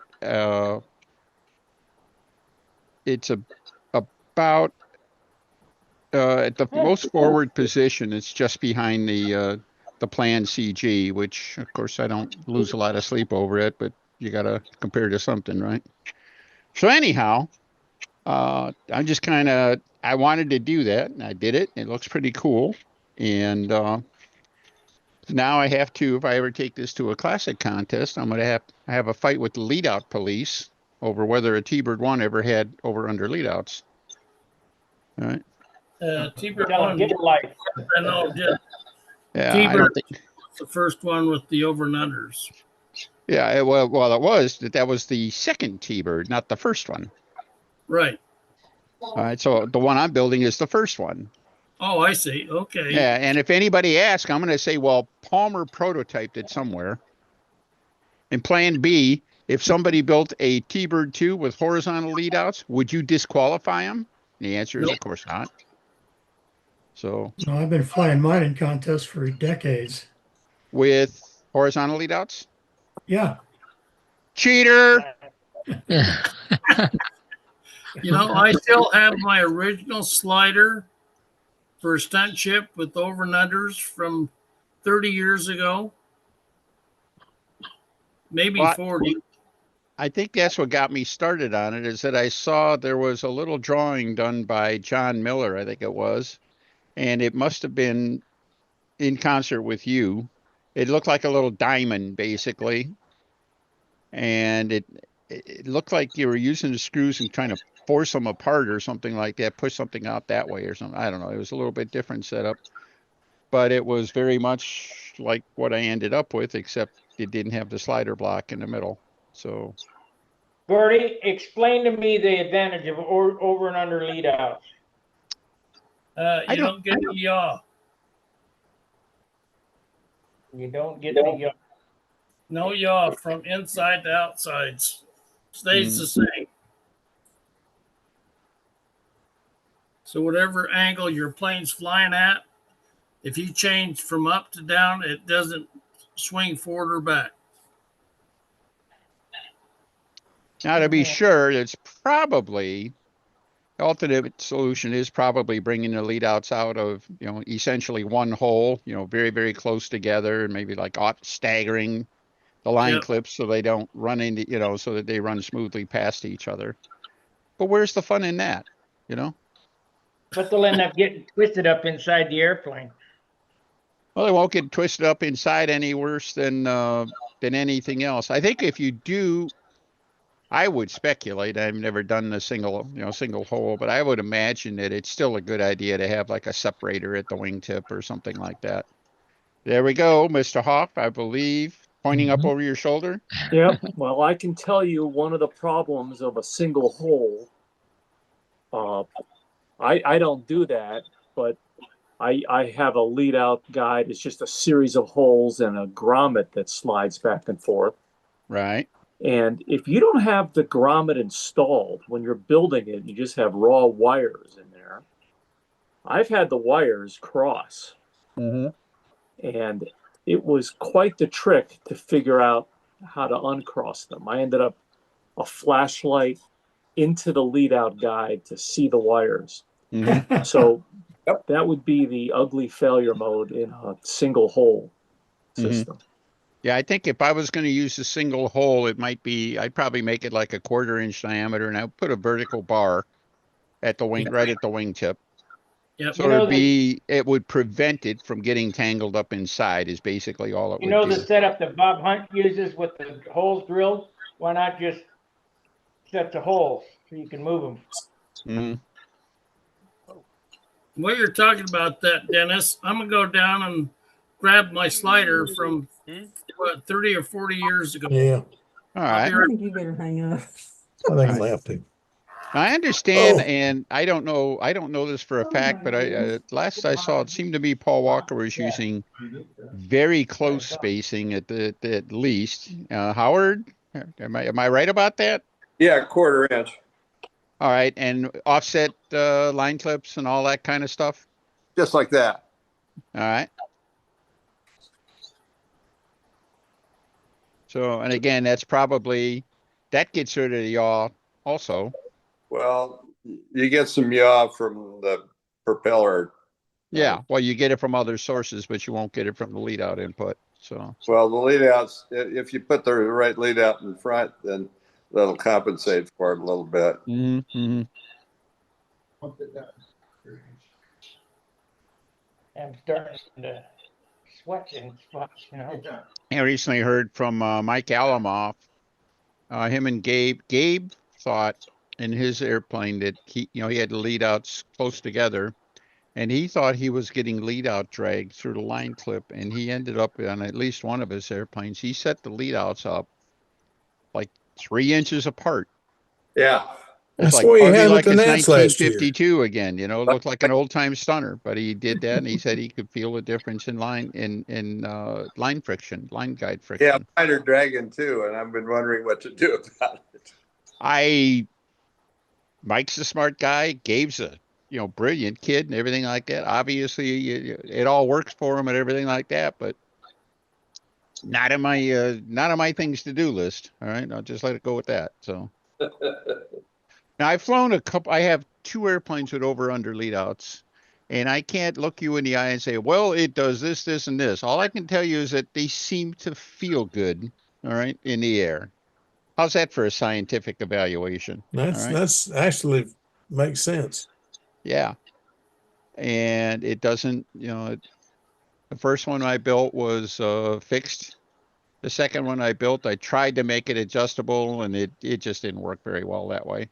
And this one I feel pretty confident in that I'll be able to, to clearly make adjustments with it and everything like that. So Did you ever figure out how'd you decide to fix the motor mount on the Corsair? well, I used a Bob Hunt what's called Bob Hunt hard nose mount. Hard nose, yeah. I just used that in place of the plywood mount. I just got some more, so I'm gonna fix up a couple of those. All right. You ready for this? I don't know if we're ready or not, Gordy. Make him big. Make them big.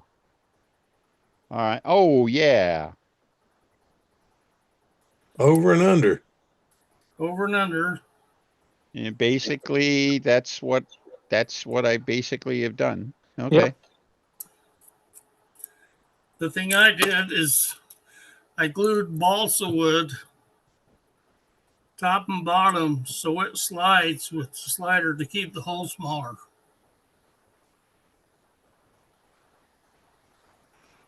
Mm-hmm. You see the balsa wood That's on unique the top looking. Mm-hmm. Mm-hmm.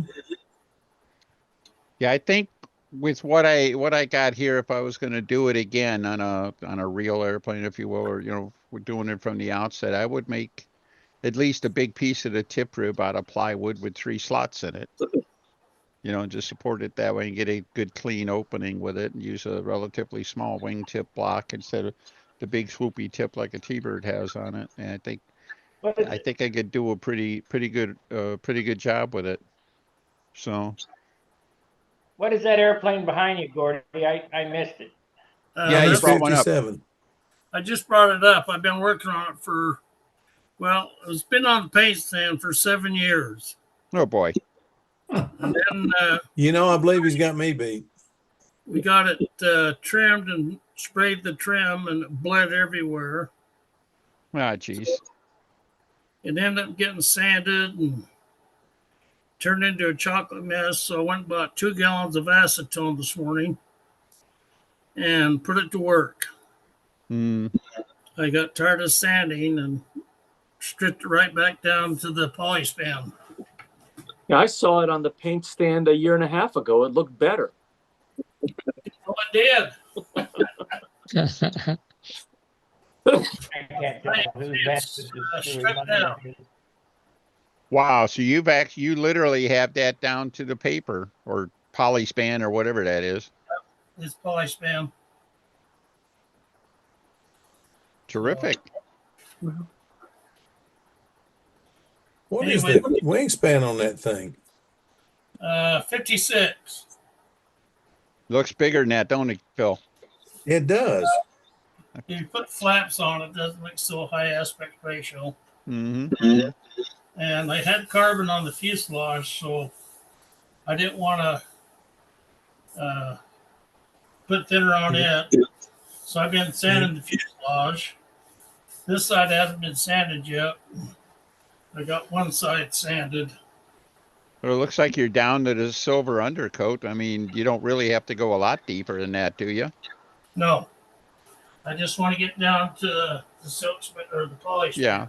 I mean, you'll be able to get down to a good smooth base that you can work with without a lot of weight.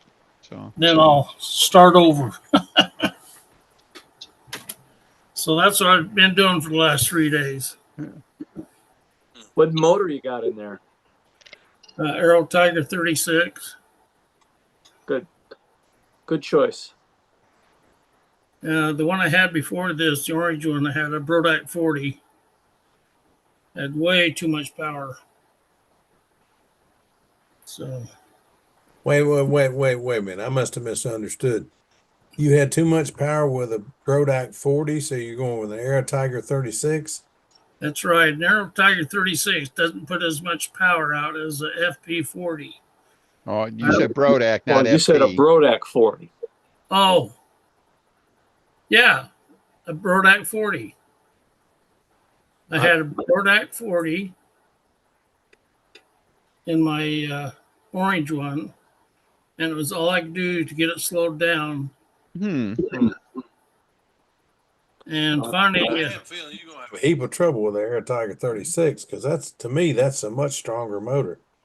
I There's think not- the Must Aero be doing Tiger something would be wrong. tougher than would be stronger than the Brodak. Now you might Yeah, be able to make it control it a little better. Yeah, that's my experience too. I use Brodak 40s in little light old time airplanes.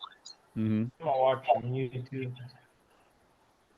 well, I was having a problem with my other Heinz, and I had all these props out, and Bill Warriors walked by, and he's, Gordy, what are you doing? I says, I'm trying to get this thing slowed down. I says, the thing's flying way too fast. Well, 5 minutes later, he come back. He says, you might try one of my props, but I don't think your Brodak 40 will turn it. It turned it just fine, but it fixed my problem. Hmm.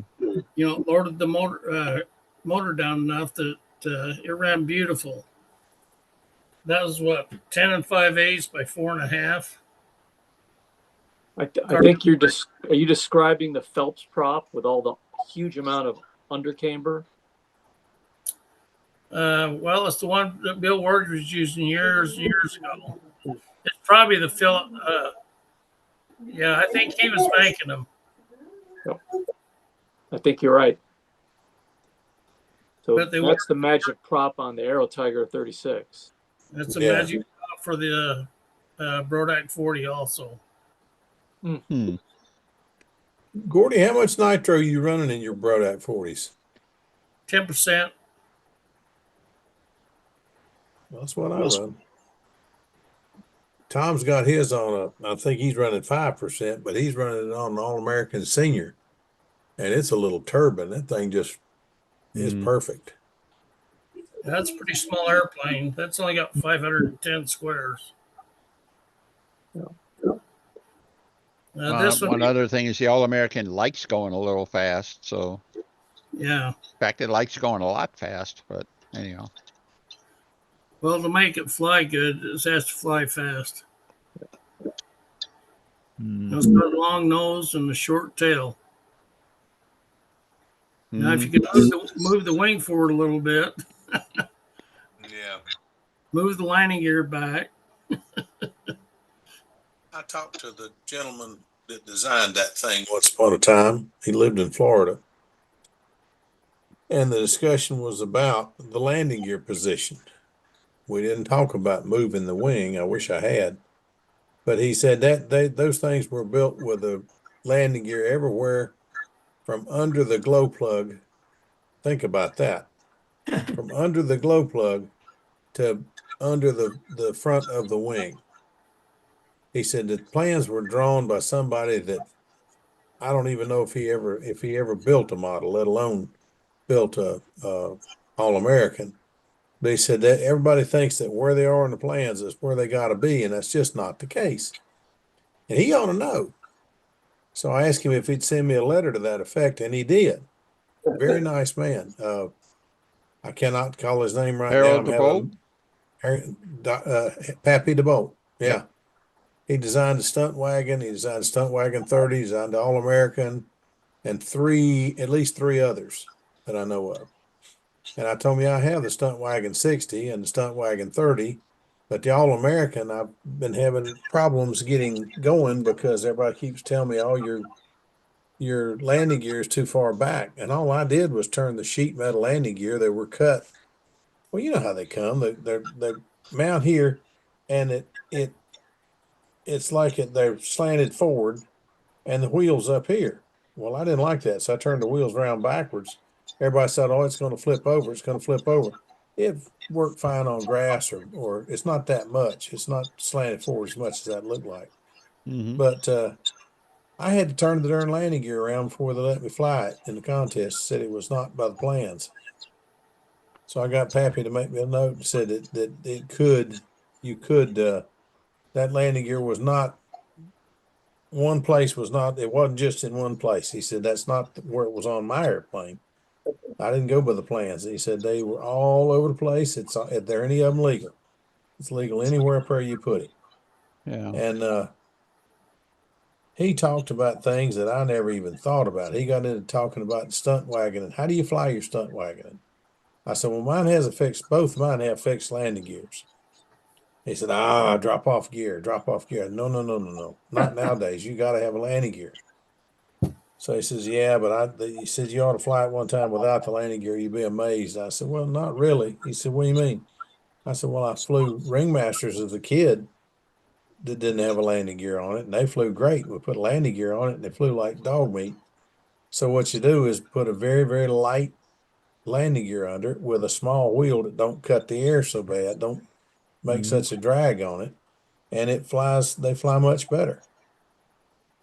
He said, well, the All-American would probably do that too, but Mm-hmm. anyway, and I bet we talked for an hour and a half. And I figured, he ain't gonna have time to talk to me.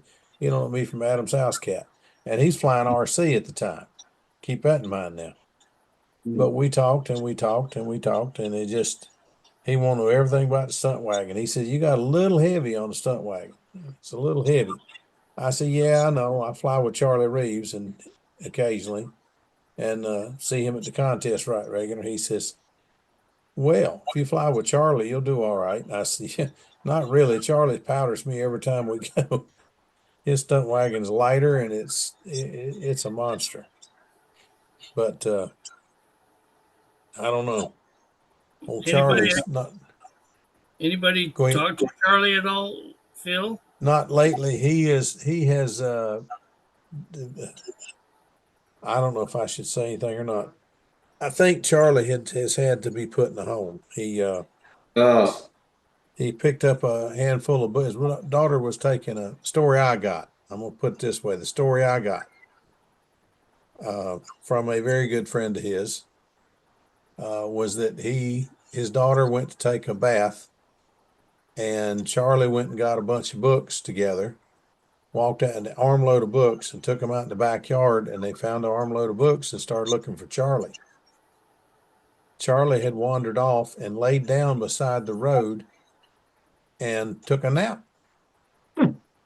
And they found him when he raised up, and they found him, but they're going to have to put him in the home because the daughter realized she just cannot take care of him anymore. He's gotten bad, but I hate it because Charlie was just I mean, you guys know him, you've met him, but if you really got to know the guy, he was such a neat guy. And for him to get Alzheimer's, I mean, he lost his wife, and then just a year or two later, he's having all these problems. Just makes me sick.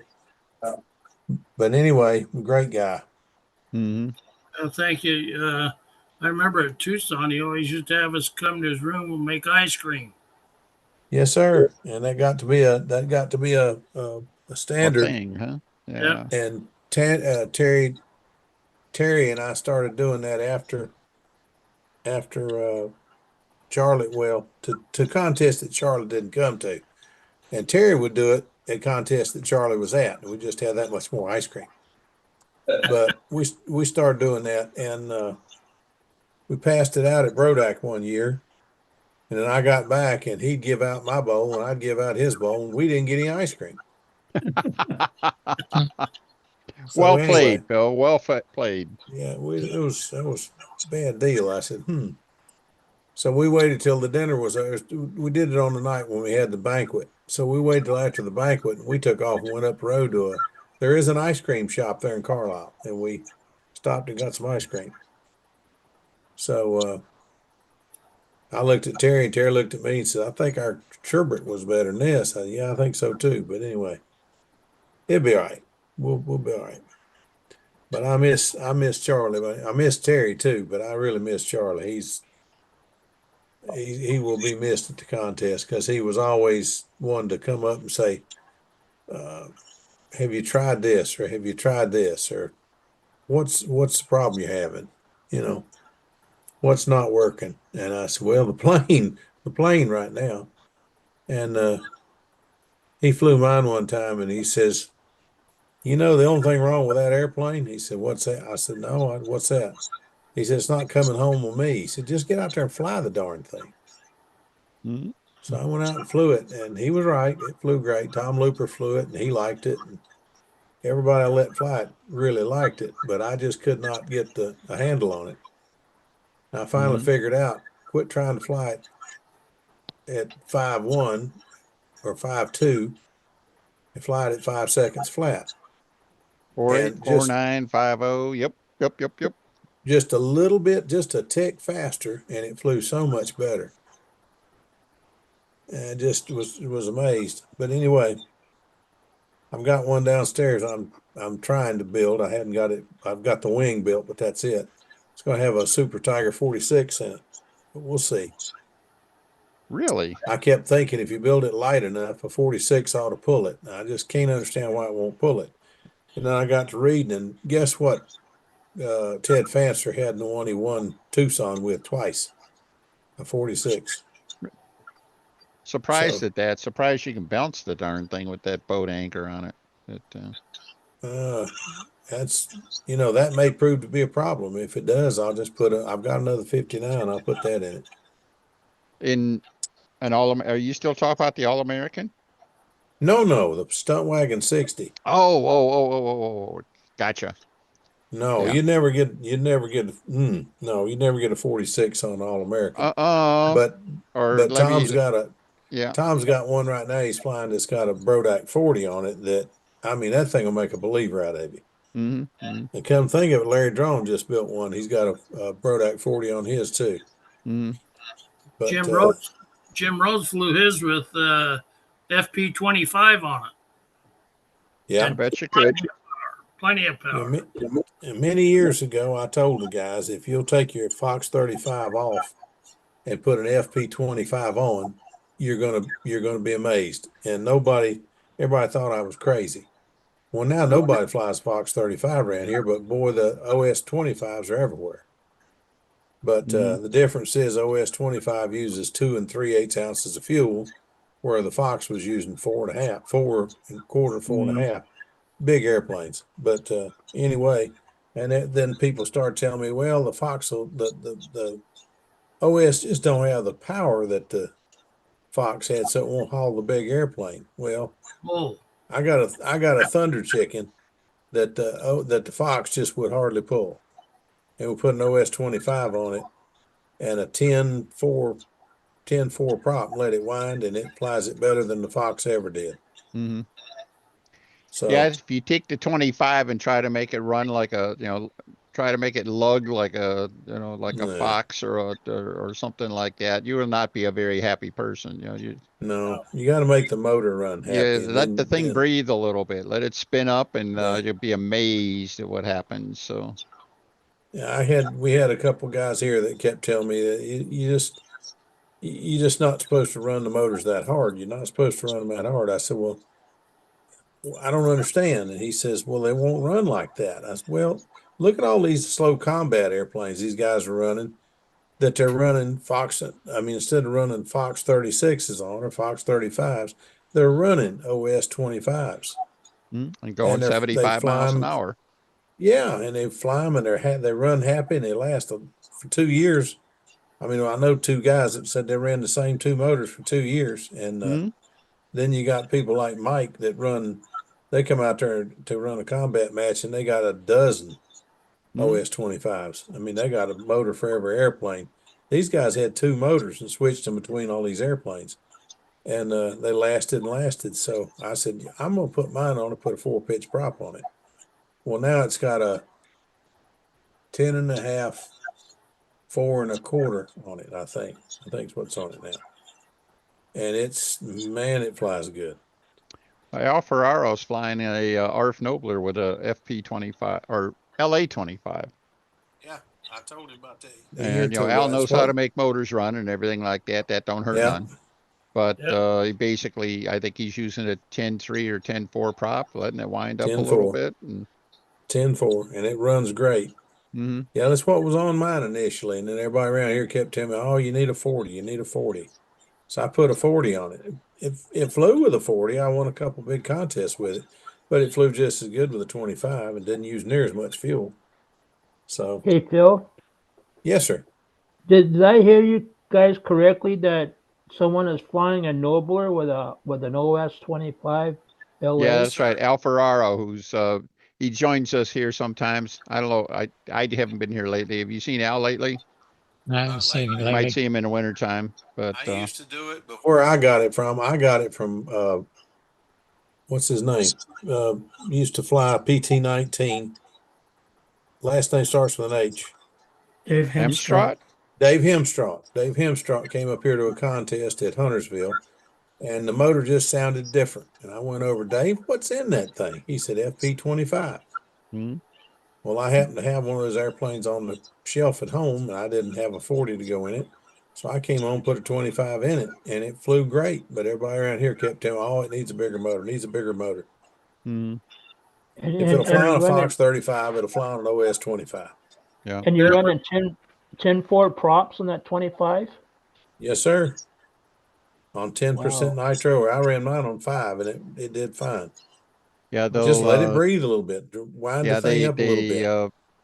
They run really nice with they'll run good with 5, but they'll run better with 10, and they really like 15. All right.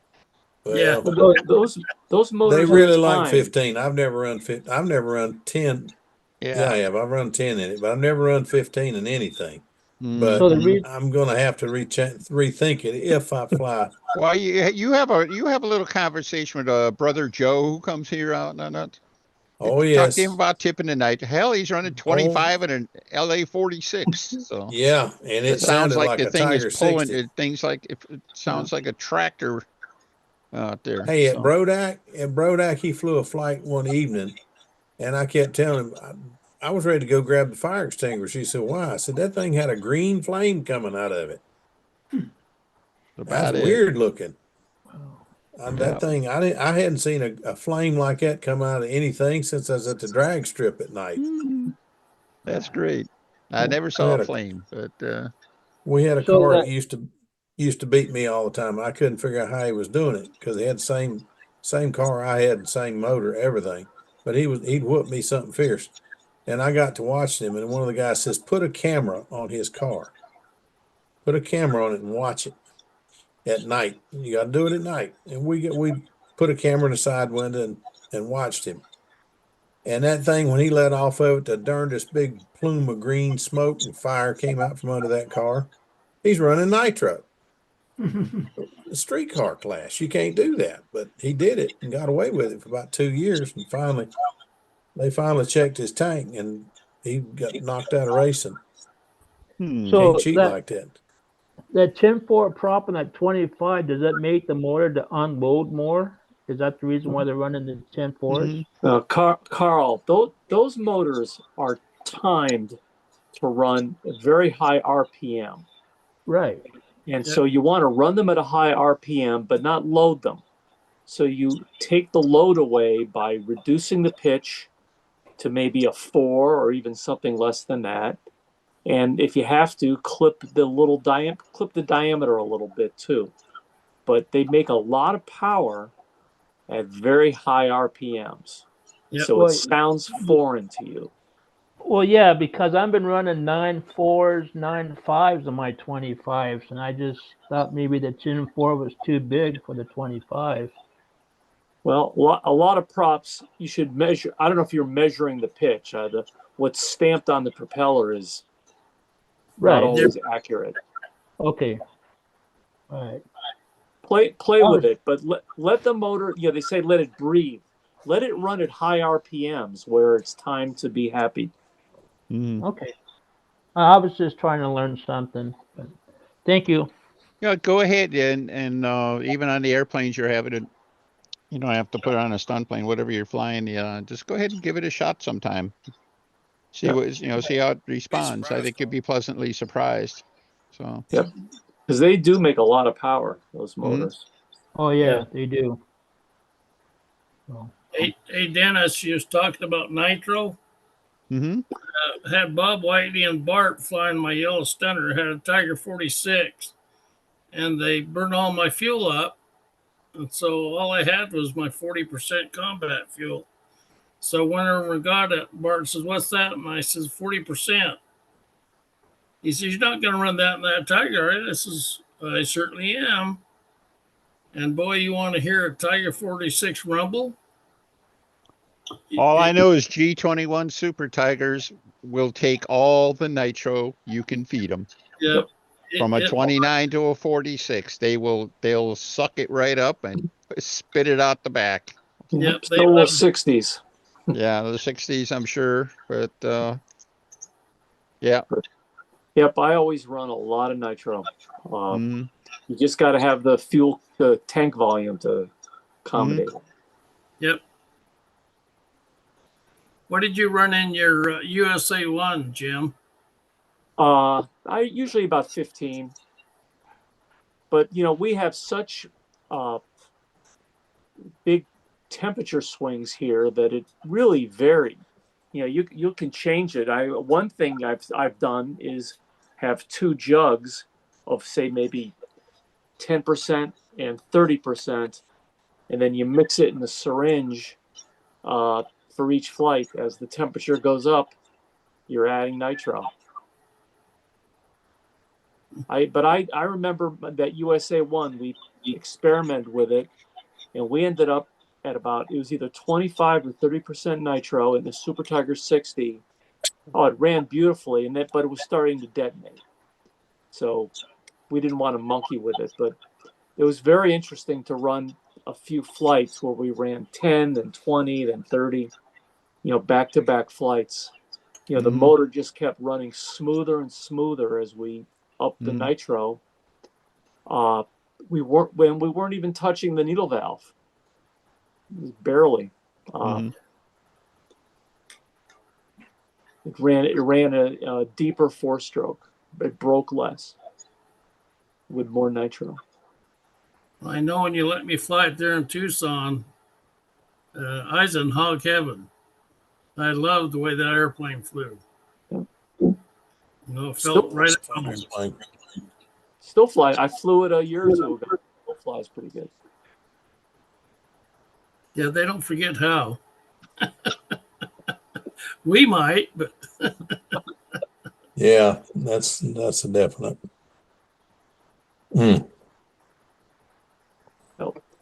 Hey, I got to run. It's dinner time here.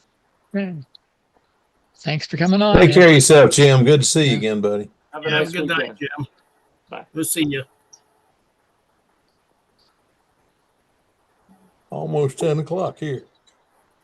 It'll be around bedtime, huh? Yeah, I think I'm gonna. Yeah.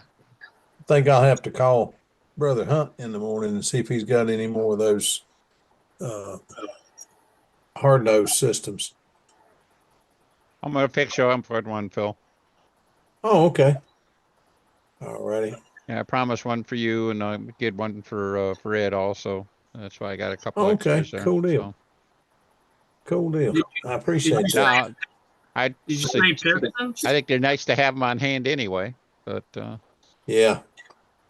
So, I'm gonna get that. Try to get that airplane going for the winter hits here this year. Trying to get that one and the Ombre going, and I'm losing ground on both. Mm-hmm. Yeah, I think the Bearcat, I mean, based on my little limited time here with the Corsair, Pat Johnson he does good stuff. All right. Mm-hmm. And that thing's got the wing, the airfoil on it is really, really good. And I got a few things I got to work out on this one, obviously, but it's carrying extra weight and everything like that, and it just ain't acting like it. So I think the Bearcat was lighter than this, and you don't have the goofy flap arrangement I did or anything like that. The sucker's going to work just fine. So that goofy flap arrangement sure looks good. I hope you can get it to work. yeah, I think all I got to do is I got to vent the flap at the gap, and I'll be all right. So yeah, convince myself I got to do that. So well, one of the planes, and I don't remember which one it was, when the plane's in neutral, the flap looked like it was continuous, and when you fully extended it up or down, you realized the piece in the middle stayed put, and the flaps moved. So maybe maybe that was the yeah, answer I to think it's that going to one. take something like that. Cosmetically, I'll just have a fixed piece in the middle. But I was hoping I could do something like, do you remember the Raby Sea Fury? He had a little gap, Yeah, cover on the top of the flap, and so he didn't it have was nearly as in one of the much there. Yeah, it was flaps. just a very faint break in dihedral, not like a Corsair, but Yeah. yeah, he had a little piece in there to make it to let it to span. So I was hoping I could get something close to that, but I think the answer with the when the flaps come together is it's just acting too strongly. So Well, like I said before, that darn the first sailplane that I built with a V tail mm, ended up with a whole lot less up than it did down to make it fly the same both ways. mm,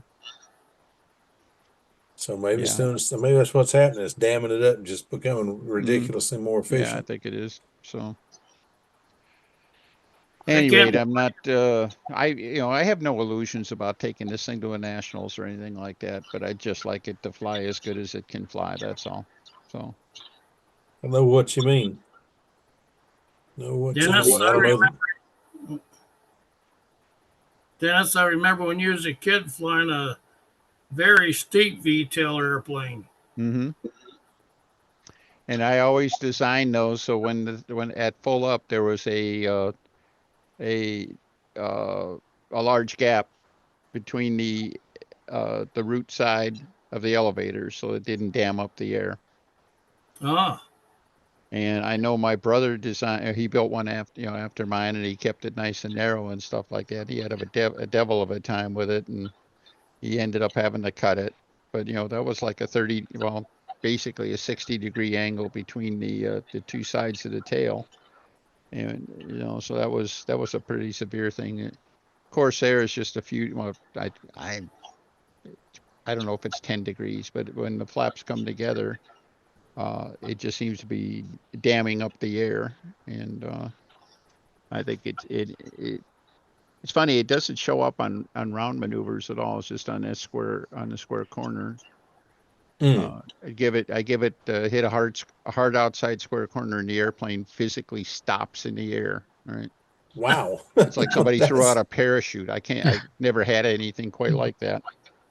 And it doesn't do that on the inside part, but I always wondered because they couldn't believe how much dihedral you had in that tail. To me, it was really extreme, especially compared to anything I'd ever seen. yeah, I think he was about 17 years old then. I was. I used to be somebody, Gordy. So. Well, you still are somebody. Hey, you still are. Yeah, I've gone from role model to object lesson. So. Anyhow. Oh Lord. Just remember, of all the people in the world, you're one of them. Yeah. I'm unique, just like everybody else. So. Yeah. I'd like to show you guys a picture of an airplane that I was flying, my Pathfinder. Somebody took a picture of it while it was coming downhill. I don't know if you can see it. Wow. There's something in the middle of the screen there. Oh, there we go. Mm-hmm. That's LE, isn't it? What's that? That's the LE, isn't it? Yes. Yeah, that's a good looking airplane. Cool. They caught a perfect shot. Mm-hmm. I just run a copy of it off my printer so I could have one. I thought it was pretty interesting how clear the picture was. Mm-hmm. Yeah, that was a good picture. Yeah. No, Eldon, Oh. Go ahead, Dennis. Oops, what happened? Yeah, test He lately, I froze think he's up there starting for to a slow second. down. So There with. there you go. uh-oh. Yeah. You're back. Anyhow,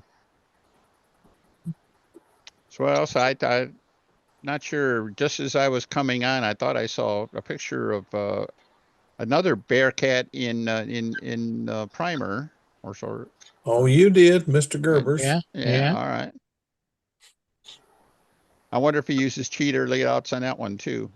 Oh. Mm-hmm. So I ain't going there.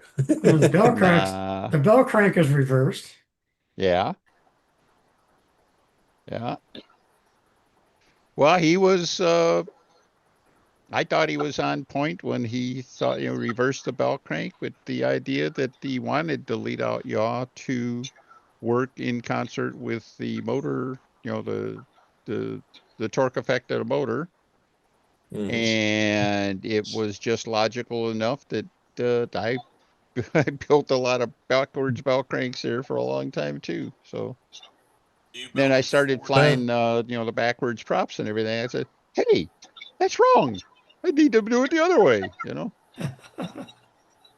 Well, I was built by Gemini Twin. I had the wing all built and sheeted and ready to cover. And I talked to Whiteley. He says, "Did you reverse your bell crank?" No. Why? Cut into it and reverse your bell crank. Bob. So anyway, I cut into it and reversed the bell crank on it. Do you think it made That a was difference? a lot of work at that point. It was. But I believe Bob. It was one of those things. I think I always thought it's the kind of thing you can't try it, try it one way, then try it the other way, which is the only way you'd really guarantee that there was something different, right? Yep. But it was also always one of those things. It was kind of a logic bomb kind of thing. You talk yourself through it. That's just logical enough to just take it on faith, right? And convince yourself that you did the right thing. So that's another one of those Bob Whiteley things that always work. Mm-hmm. So I have the Mobest. I built it per the plan, for the Brodak kit and everything like that. And actually, when I first started building it, I had no intent. I didn't even think I'd be flying it. I thought I was going to build it and hang it in the Brodak hobby shop. And turns out they didn't have any room for it anyway. So and then I ended up converting it to electric with a left-hand prop. So I have front lead out in front with a left-hand prop. So that's like, no, Dennis, that's not the way you're supposed to do that. Have you flown that? Oh yeah, I fly it a lot. It flies very well. Oh, okay. It's actually the best airplane I have, probably. But I had that accidentally on an airplane, and it didn't. It did perverted things in the hourglass. So I switched to a regular prop. Then it was okay. Okay. Yeah, I haven't had any issue like that. I had a few other odds and ends and stuff like that, but nothing I would consider unusual. So, all right. So let's see. John must have heard me talking about him earlier, huh? So. Yeah, it's been paged. Yeah. So. No, I didn't hear nothing. There he is. Hey, Santa, how are you? I'm fine. Good to see you, buddy. Good to be seen and not viewed, Yeah, I know the feeling. Yeah. Do know the feeling. How's everybody Wait a been? minute, where are all the airplanes? Mine? Yeah. I broke them all. Oh Lord. I put them in safer storage. You remember Trade. my Heinz, John? Say what? What? What, Heinz, Gordy? you remember the Heinz there on the paint stand for 7 Yeah. years? Look at it now behind me. Holy smokes! It's stripped right down to the poly span. Well, why'd you paint it in the first place? Well, I thought I was doing a good job right up to the trim. Oh, gee.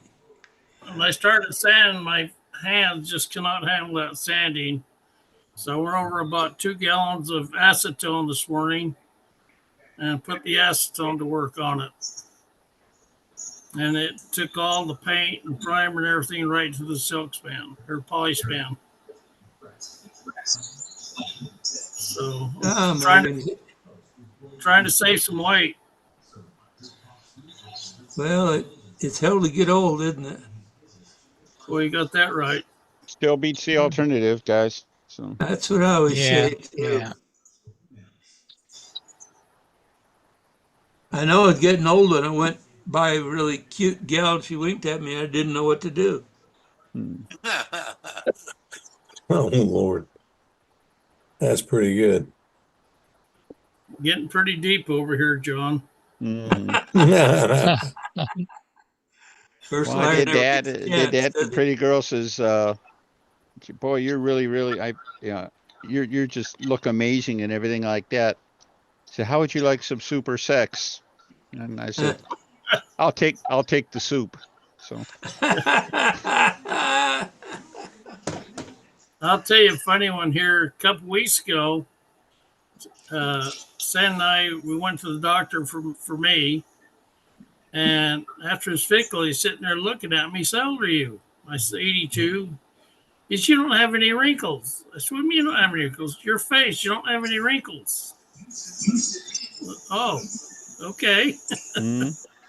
That's because you got the face slapped off yeah. 5 or 6 times when he's a kid. Yeah, It's I all don't that know. castor oil it breathes. Castor oil, I yeah, was that helps. I was getting a kick out of it. I kept going places and they kept carding me. I thought, wow, that's great. Yeah, I finally figured out they were carding me to see if I qualified for the senior discount. So,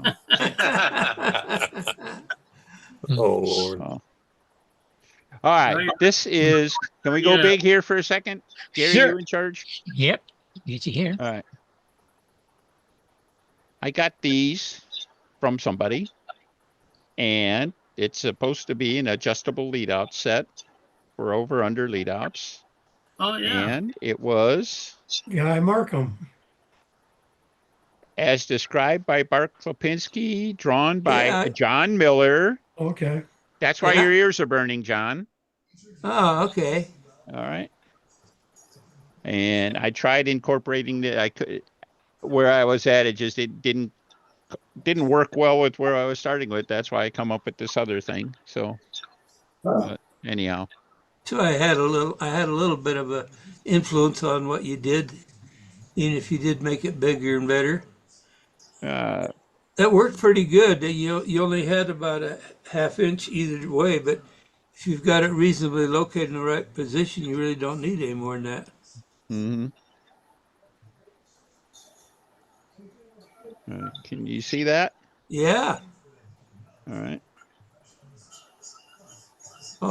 Oh, That's a regular Brodak lead out slider with a plywood cross on it. And that is cool. About a half an inch either way. And it could go farther, except, this is on a T-bird and the tip rib on this thing is really thin. If it goes back any farther, they stick up through the skin. So it'll stick up through the covering. So kind of limited. Might be able to go just a little bit farther, but I think I don't think you'll need it. Probably, I don't think I need it, but frankly, but anyhow, That is You very must neat, have went Dennis. back a long way to find that drawing. 96, I think it said. Yeah, that's about right.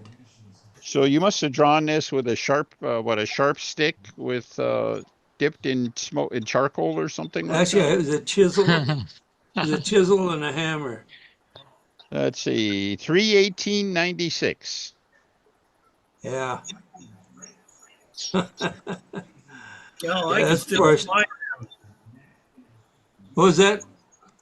I can still fly in 96. Yeah, me too. Do you Mark remember that, showed me John? how to do that for my Electra. And so I thought this needs to be, this needs to be out there for other people. Mm-hmm. So, Well, it was more fun being 20 in the 70s than it is being 70 in the 20s. I'll tell you that. you got that right. Yeah, I know the feeling. Oh, Yeah. oh well. Any more old jokes? Anybody? No.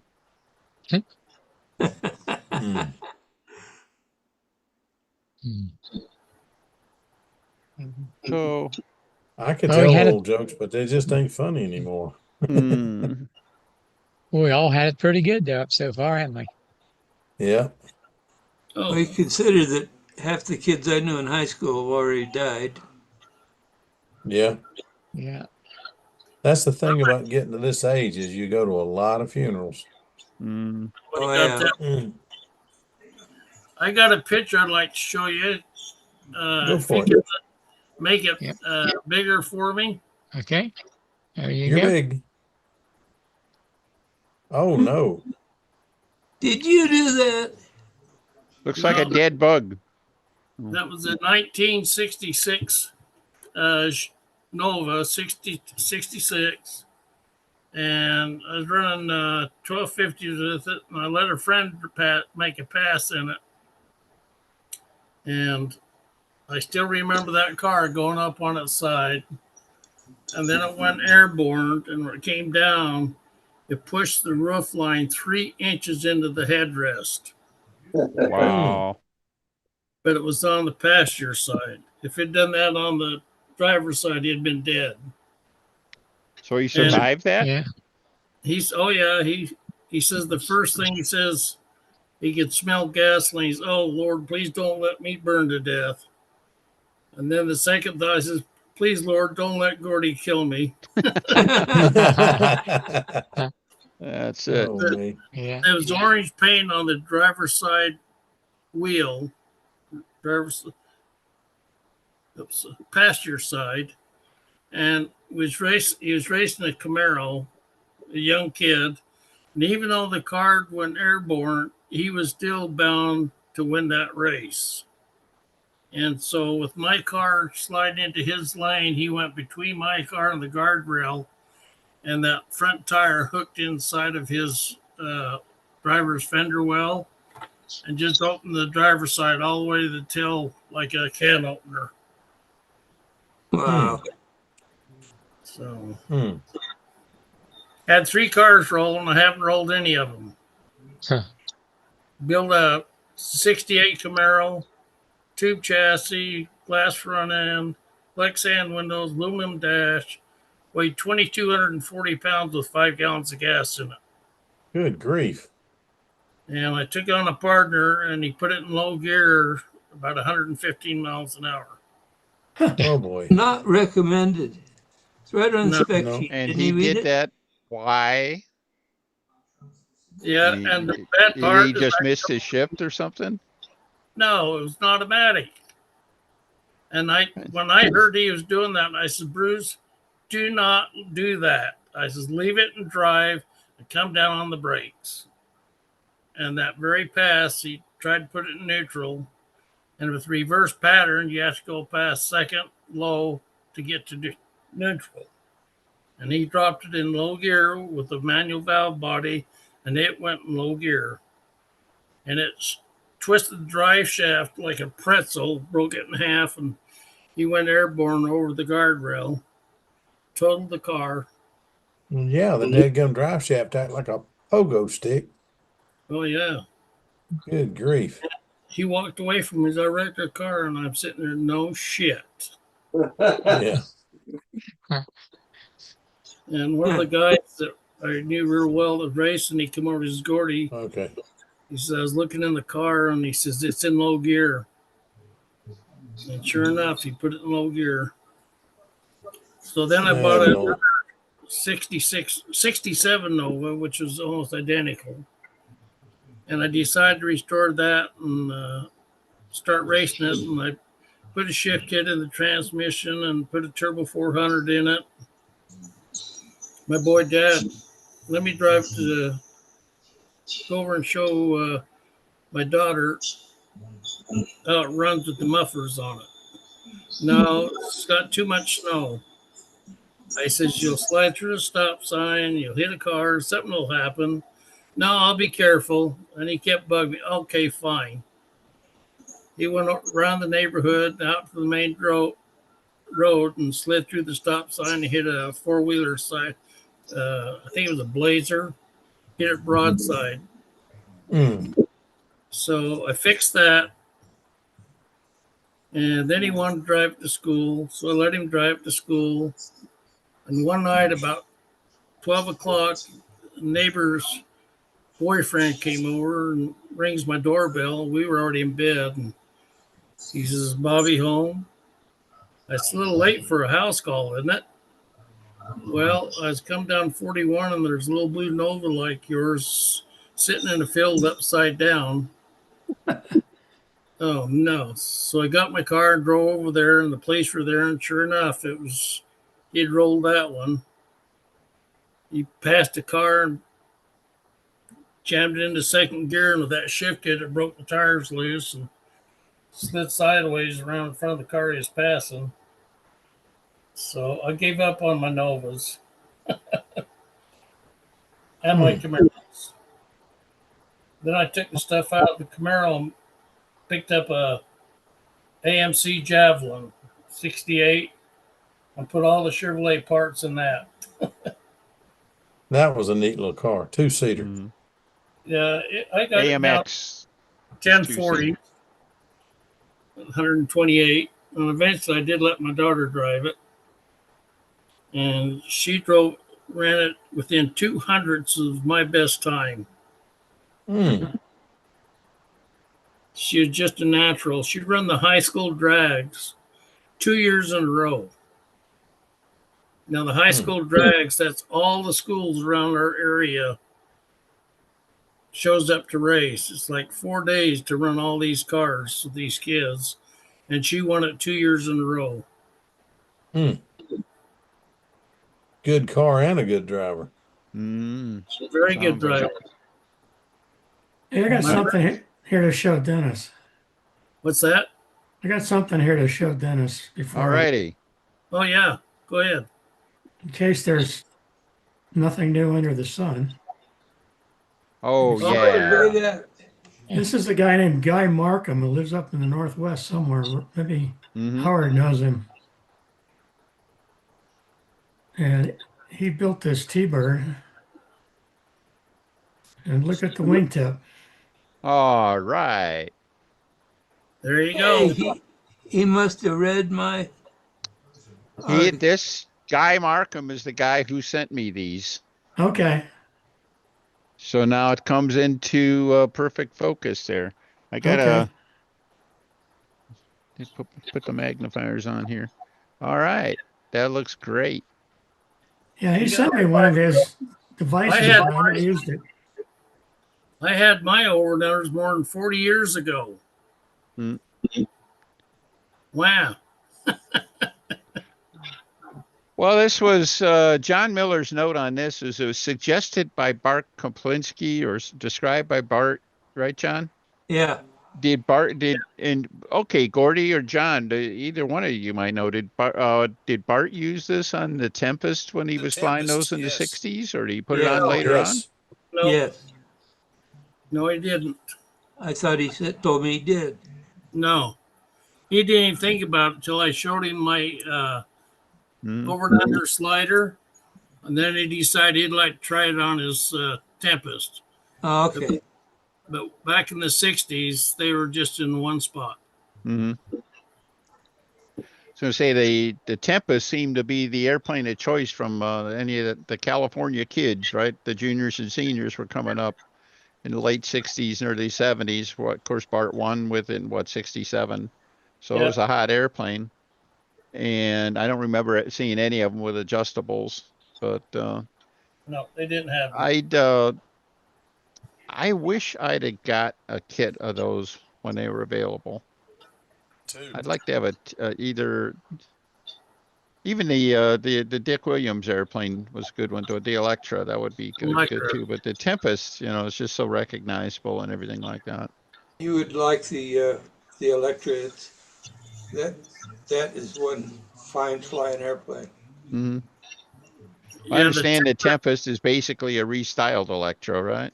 The Tempest is an Electra with a different style fuselage. Yeah, with a jet fuselage on it. And a little bit different wing tip on the back. Yeah. Yep. Very little difference. Well, it's Tom Warden was flying one, and he stopped here on the way to the Nationals. And somebody took a picture, and we swapped airplanes. He picked up my Warburton Tony, and I picked up his Tempest. And it ended up in the magazine. It says Gordon Lundy with his Tempest and Tom Warren with his beautiful Warburton Tony.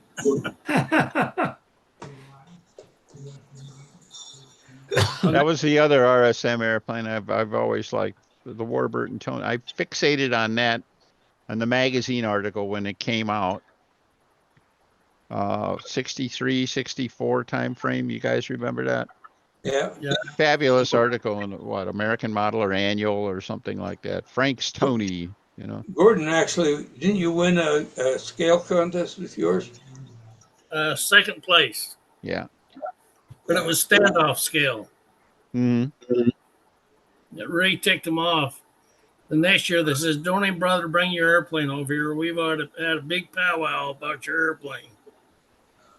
Well, the thing is, I could do all the maneuvers that the scale airplanes couldn't do. Mm-hmm. And they said, well, what about a touch and go? And I said, I'll give you several touch and goes. So I went off a little bit fat, did the touch and goes, did the maneuvers that they require if it's possible, which I could do. And I ended up in second place, mainly because of my flight score. But and I won the concourse award with it in San Diego. So that was, I think, my very first concourse award. And it's still around. Yeah, they gave it to Brent. Grabbed an engine, didn't know what the engine was. I just pulled it out of my drawer and I said, oh, this one feels pretty good. Freed it up, put it in the airplane, went out and flew it. Probably gave him your best OS 35S. Well, I don't know if it's the best one, but it ran mighty good. And Brent won't fly it. I think he flew it one time. Yeah, there you go. That's what I built. I built my airplanes from the plans. But that picture right there, that cover shot, Frank's Tony Stunner, this picture right here, I thought was a fabulous in-flight picture. Yes. For an article. Let's see. But yeah, I thought it was just a really good looking airplane. That's all. Let's see. Make that a little smaller. Built fuselage. Well, he made, and I just realized this not that long ago. The fuselage was actually a little bit over width. You see how the motor mounts were offset, and the Merco 35 in it, I think. So the fuselage was a little over width, which meant he had a little more shape in it, which in the 1960s would have looked just awesome, right? Nobody did that. So it had a slight curve to it. Yeah. And a nice cross section to it, but But so just a good looking airplane. Did you And, notice how much extra width Gordon's version of the Tony had? Yeah, I know. Gordy's is like that, especially the big one. It really comes home. But that's why I say I didn't really appreciate the Warburton airplane, for having that much shape to it. I mean, that's what mid-rear fuselage. That's a beautiful fuselage. So yes, it is. And What was all fun done is with it wasn't done with blocks or anything like that. So, oh yeah, blocks on the nose. I guess that was it. But anyhow. the hard part was doing the curve on the nose with the plywood doublers. Mm-hmm. And so I set the curve up, and I actually used contact glue for the doublers. Mm-hmm. And after I had the balsa shimmed up where I wanted it, then I just started in the middle, closed the plywood, and pushed it down to get the curve. And it held all these years, never separated. Mm-hmm. I was a little gun shy about the contact glue, but boy, it hung on. Yeah, and I remember way back when my dad used to use contact cement for doublers and things like that. And this stuff, I started building my own and stuff. That stuff looked a little too spooky for me. All I could see was disaster, And I ended up using like epoxy and stuff. Like if there's any kind of a joint like that, use epoxy because you wouldn't trap any air with it or anything like that.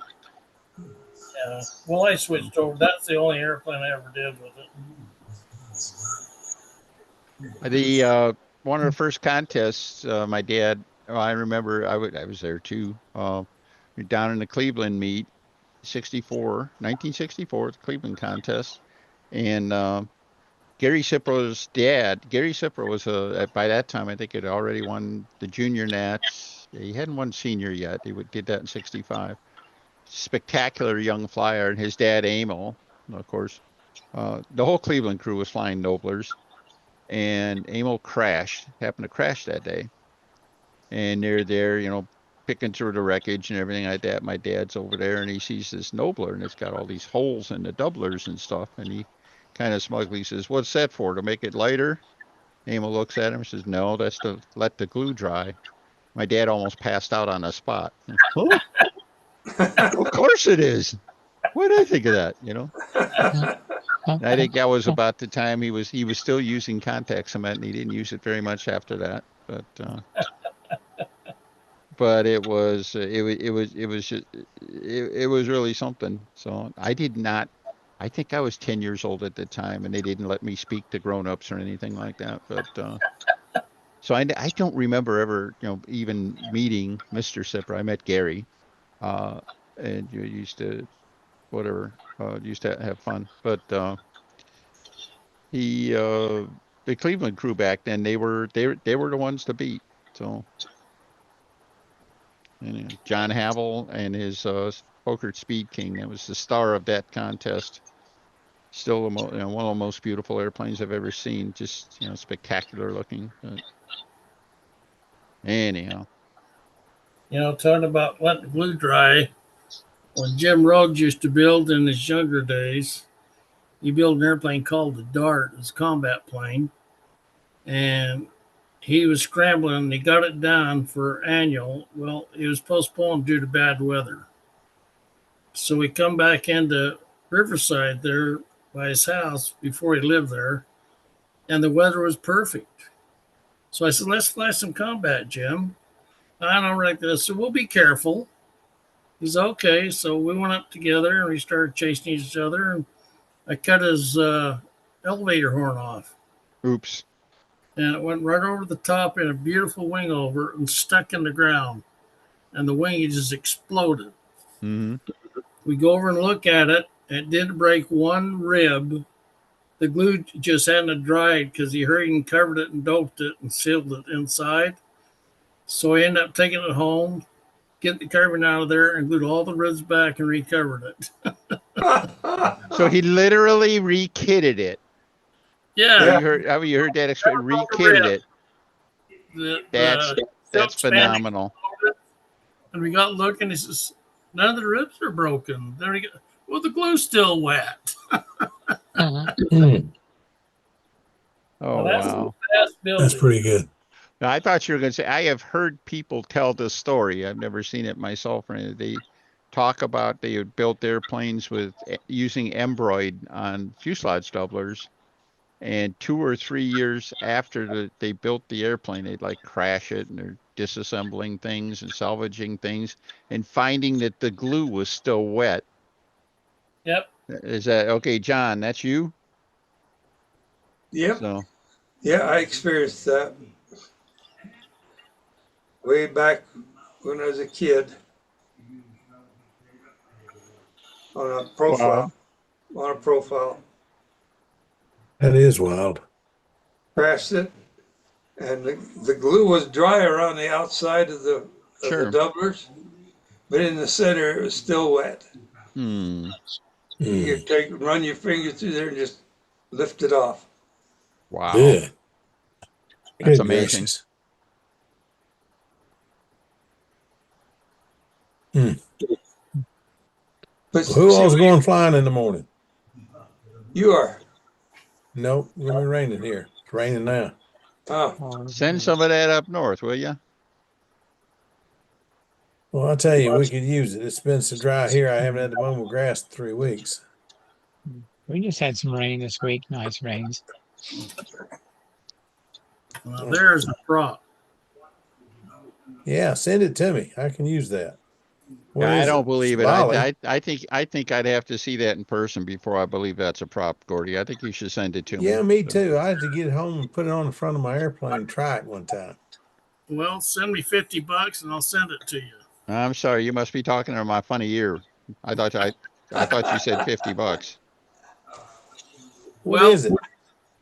It's a Brian Ether 10.5, 4.5. Oh, me. And my wife brought it in. She says, did you leave this in the car for some reason? And I says, well, it was supposed to be tried on my new Pathfinder, and I left it in the car. And so now it's been sitting on the desk here for about 3 days because I keep forgetting to take it back downstairs. should be dry by now. What's that? Should be dry by now. Well, it should be, being a Brian Ether prop. But yeah. Oh, wait a minute. It says, yeah, 10.5, 5.25. I repitched it for the stalker motor. So how's your stalker powered Pathfinder going? I don't know. Nobody's going flying around here. Oh, I don't know what's going ship on. it down here and I'll try flying it. No thanks. I already let Jim try to fly it, and it came home in pieces. You're equating me with Jim? Huh? You're equating me with Jim? Yes, I thought we were friends. we are. You're friends because he hasn't lended you his airplane. He So, doesn't let me fly his airplanes. Yeah, that's true. yeah, that's true. I know. He offered to let me fly his big yellow twin when it was yellow. When we first met, and I wouldn't fly it because I knew what would happen if I made a mistake. No, when we first met, I was flying my profile Skylark. Yeah, you were. Yeah, and you flew it. I did fly that, but I wouldn't fly your big twin. No. And if I offered it to you, I must have had a weak moment. You must have, because you did offer it. Well, you thought I was good. On somebody else's airplane and just said, "Dadgum, why can't I build one that flies that good?" Yeah, I've never been crazy about flying other people's airplanes. I don't do it routinely or anything Well, like I that. don't. The one that I dearly wish I had taken on was Al Rabe offered to let me fly the Sea Fury, and I chickened out. And I've been wow. kicking myself in the ass since 1972 for saying no. So, You must have a sore butt by now. Yeah, I was well, just gonna say. as it turns out, I'm not sure I would. It's just that airplane was just so foreign from so many different ways and stuff like that. It just wouldn't have been. I The think one I I did flew. fly that I wish I hadn't was I flew Windy's big sweeper. Oh, wow. Oh, brother. 1,200 square inches. No, 1600, the big one. Oh, The I one thought that that he had with the was FSR 61 in, what, 8 pounds of, or whatever it was. Hmm. That thing damn near killed me. So I bet you it pulled hard. that's not a strong enough word. All right. It's like I'd say, whenever the weather changes, I still remember flying that airplane. All right. And the elbow goes to hell, and the shoulder, and oh geez, sweeper. Looks like sweeper weather. So. Oh, me. Oh, later on, I saw he had apparently originally built that the what I call a little one. It was the one that went in a magazine. I think he had a Tiger 60 in it, great big I-beam. That looked Yeah, like that Yeah. might actually be a manageable airplane, but that was 1,200 square inches. yeah, 1200. But I Yeah, think it was like 90 ounces or something like that. The other one was like 8 pounds. And what is that? Good You know, grief. it was you know just what? stupid Good heavy. grief. So You I wanted to let, hear somebody gripe. You had to listen to Ted Fancher after Ted flew Gordon's twin. that's what I'm just going to tell him. He flew it, and the one engine ran out, and the one engine kept running and running. And well, I guess when the first engine quit, we heard him say, "Thank God." yeah, I Yeah. don't think I'd want to fly the surfboard either. So It was so beautiful in flight, though, I'll Dennis. bet. I'll bet it It was. was that, that plane looked at the illusion that it had is it come off of that wing over and stop right there, turn, and then fly. Hmm. You know, it just had that illusion to it. Sounds Yeah, neat. the only major Guys, I'm con. going to get out of here before I pass out again on air. So Hmm. y'all be good. I'll see you Monday, Yeah. I hope. Denny, you going to be back Monday? I doubt it. I think we're going to be on a road trip again Monday, so I probably won't be here. Oh, shucks. Maybe Well, next come back Friday. as soon We'll as you see. can. It's always good to Okay. see you. Yeah. Appreciate that. Y'all take care. Everybody have a great weekend. Yeah, I think I'm going to bail out Okay. on you guys though too. So Take everybody care, guys. hang in there. Take care. It's great as always All hanging out. right. So Yeah. You Well, I too. guess Take I'll care. leave. Everybody have a good night. Good night. Good Okay. night. Down to the usual three again. Hi. Yeah. We'd have Howard here, but I think he's eating something. I'm getting some new wheels ready. I think it's Okay. new wheels. What are you doing to the wheels? What am I doing? Yeah, old hard donuts or what? Oh, I'm sorry. What's your question? What are you doing? Are you making the wheels out of old hard donuts or? No, I'm not making wheels out of old hard donut. I bought these wheels from Chinese people, and they may have made them out of hard donuts. But the old ones are pretty worn out.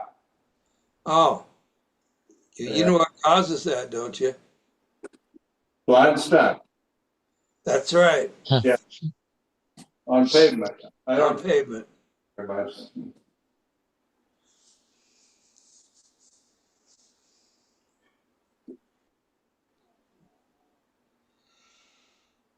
Oh my goodness. Yeah. Oh, That's Oh, don't do that, John. That's I'm contagious. sorry. I couldn't help it. Man. So, hey, can we talk about props for a minute? Sure. yeah. Well, earlier in the program, they said that a 25 LA was running a 10-4 prop. Uh-huh. So how does that speed the motor up or bring the RPM out of the motor? Because in my knowledge, which is not very much, but seems like the smaller the prop, the more RPM you can get out of the motor. Well, you got to get RPM. You got to get. Your goal is to get the right amount of thrust out of it. Okay. Okay, So it's that's the desirable factor. okay. And there's several ways to do it. You can do it with high speed and low pitch, or you can go with lower speed and higher pitch. Four strokes, they started running like 10.7, 10.8, 10, even 10.9 Right. props, at lower and lower RPMs because it had the low end grunt to do it. Well, how does a 10-4 give more RPM than a 9-4? Well, it might be the way the prop's developed, the way its airfoil is. The airfoil might be slipperier than the other one. Some airfoils are I always think of a what's the name of that prop? So I always consider it's a wooden prop, and I always consider it. You pay $295, $395 for it, and it's a good prop kit. You can use it and recarve it and reset it, and carve yourself a pretty good prop out of it. But usually, as it comes, it's not going to work for you that well. Myself on a you're talking an OS 25 FP? Yeah, LA. LA, and Yeah. running at 10.5, 10.6. Well, according to the guys on the program, they were saying that, like they were talking about that one gentleman that was flying a Nobler with a 25 LA and running a 10-4 prop. Well, he was probably running the 25 LA balls out because that's a pretty big prop for. Yeah. And he would, if he had to run the engine at higher RPM to get the horses to turn the prop and get enough thrust to do what he needed to do. I mean, it's possible. I don't think it's good. And you can't do that with a 9.4 to get more horsepower. I think you can. So, myself, I think personally that the OS 25 FPs and LAs that I've seen, I think are really pushing hard to turn that 10.4. Though I have to admit, I have not flown one, but I have flown. Yeah. I have flown 15s, LA 15s with 9.4s, which is bigger than what, and they will turn that 9.4 if it's good and clean and that they'll turn it up close to 12,000 RPM. Yeah. So it's you're just dancing around to find what works best for you and the way you want to run it. Okay. Yeah, I was just trying to understand the theory or the physics between, but all right. Well, yeah, well, and that's why you go to the field with a bag full of props of different sizes and play with them. Yeah. You might find the magic prop. Yeah. We all know about the magic prop. If there is such a thing, right? Oh, I've had one. I had one on my. Have you? Yeah, I had one on my Pathfinder 40. It was a 10.4 extra wide, and that sucker is an OS 40 FP that Gordy breathed on, and it was on my Nat ship in '95, and that was a running combination. Yeah. I broke the prop about a couple months ago accidentally,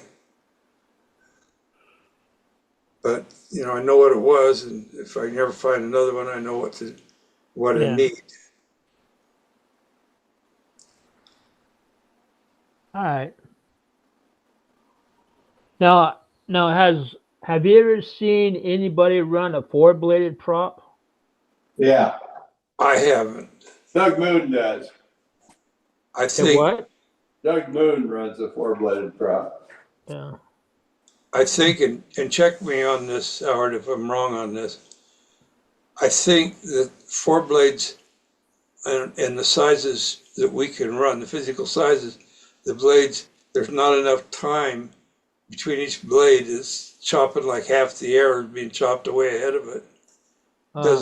It doesn't seem to get the bite that it could have, but I guess Doug has found a setup that works for him. Yeah. Yeah.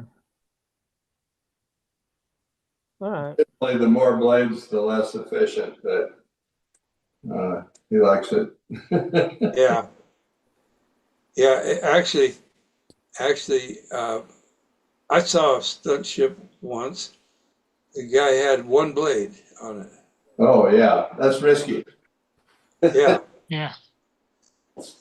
and it surprised me. But it's surprised if you broke it. Oh yeah,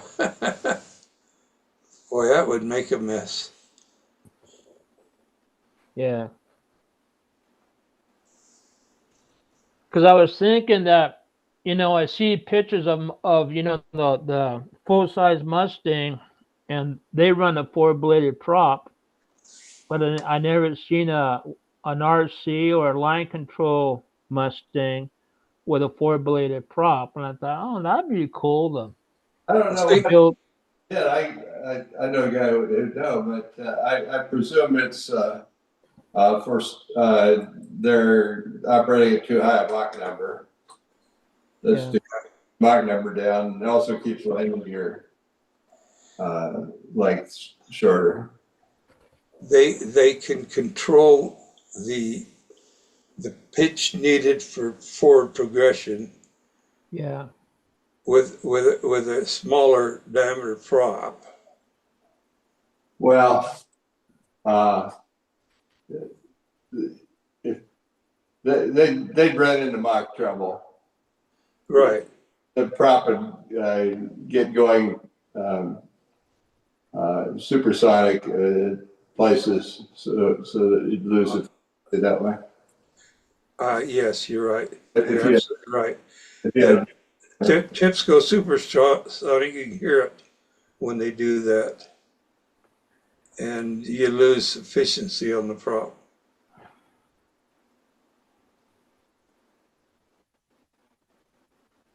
What are those curved blades that they run like? They run like it's eight blades on a prop, for like uh, the jet. They're jet engines, but they're turning a regular prop with them. I forget what they call them, turboprop. Turbo. Yeah, turboprop. they run props they got a lot of blades on them, and they're relatively close spaced. The best example I can think of, if you ever saw the beach, was it that Star? Yeah. What was it, Star something? Starship, yeah. Starship, yeah. Oh, what a beautiful airplane! I got to crawl all over one day. I had a contest in Illinois, and he said something special for noon. Stick around. Well, here comes this beach starship comes and lands, and they get the ladder up to it, and the door opens. The guy comes out and says, "Come on in. You know, all you modelers want to come in and take a look. Come on in and take a look." Man, I was right in front of the line. I got to go from the back to the front to the, you know, everywhere that I was allowed to go in. The pilots and co-pilots position was all the latest up to date. It was all TV screens type things, flat screens, and everything was projected onto those screens. And that was a cool experience. And the neatest sound when it comes around that that it made was very. It was a good. As you can tell, I'm still excited about it even today after all these years. There is what excited them. Yeah. Well, to actually be able to climb in it and to go up and into the cockpit and talk to them, touch the controls, all that stuff, man. I wanted to ride that thing so bad, but that was beyond the scope.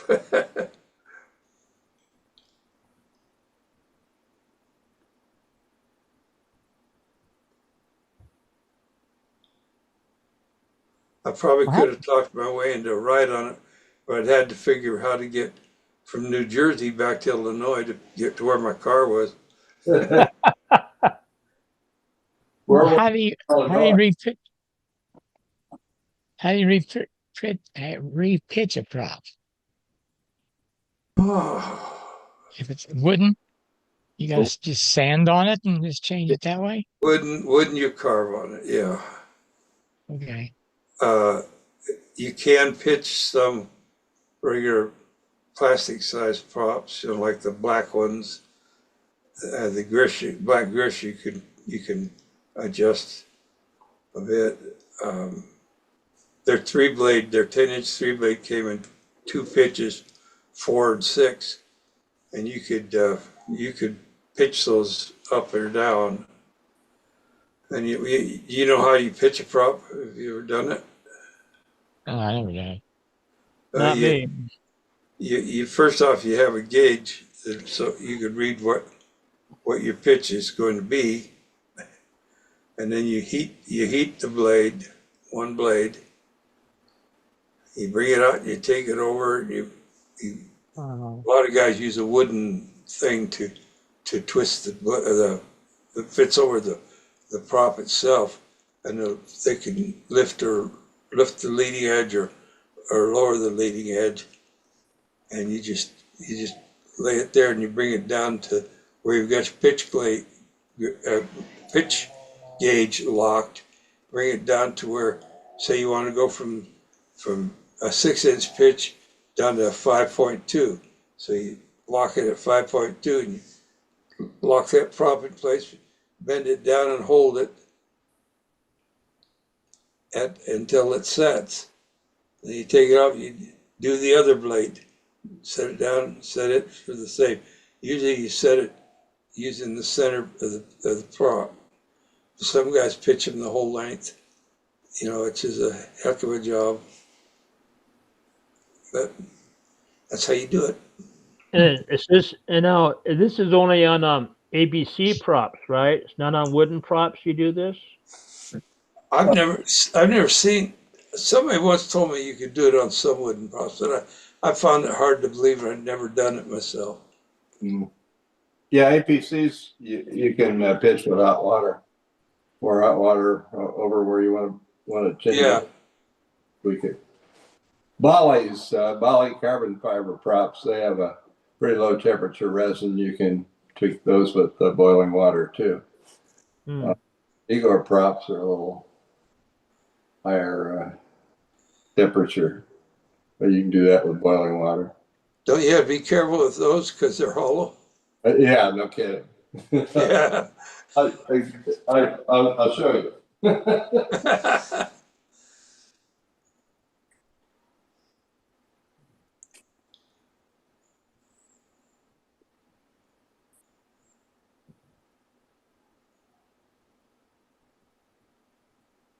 still with us, John? Yeah, I'm still here. Okay. And whether you locked up or whether, okay. No. So far, I've been having trouble with my computer company, my internet company. Let's see here. Oh no. Where it's distorted there at the root. Yeah. Yeah. Oh, how much was that? About $50. What happened to that one, Howard? I got too aggressive with twisting it with the hot water. They're hollow. Oh, you said with You said with hot water. Yeah. Yeah. That's why they're hollow. That's why they're so light. Yeah. Use a tea kettle and boil the water and then pour it over it while you're twisting it. Wow.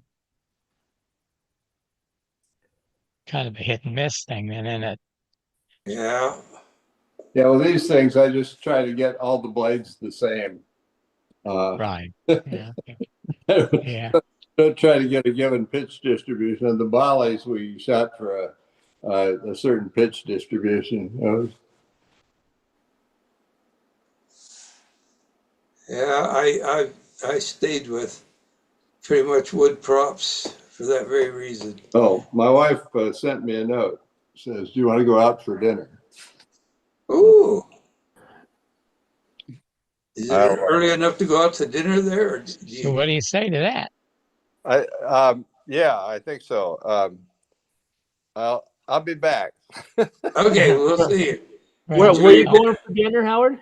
I don't know yet. I'll have to talk Okay. to the little woman. Oh, there you go. Yeah, it's funny how those choices are always made by the wives, isn't it? Well, yeah. Oh, yeah. Just a You never explain it. Come on. You men have to admit it.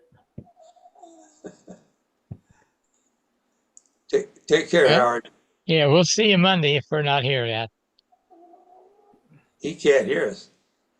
Yeah, I guess not. Hello. Hello. Is that someone's dog? No, that's me.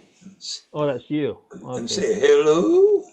Oh, sound like a dog yelping. Well, thanks. Yeah.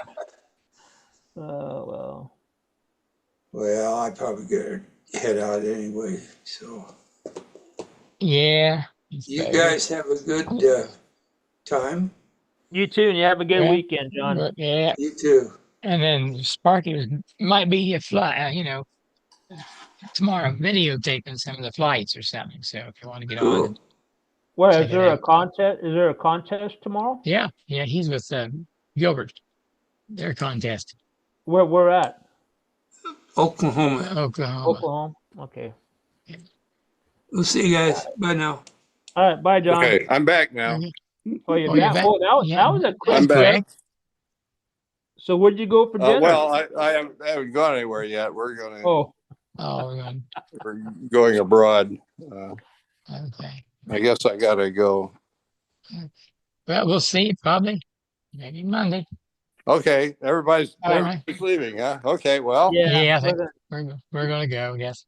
Okay, well. Good night. Good night. Good Enjoy night. your dinner, Howard. Yeah. Okay. Good night, everybody on the internet. Right. Okay, you gonna sign off, Gary? Yeah, I'm gonna go ahead and sign her off. Okay. Well, you have a good weekend, and we'll see you Monday evening. All righty. Good night, everybody.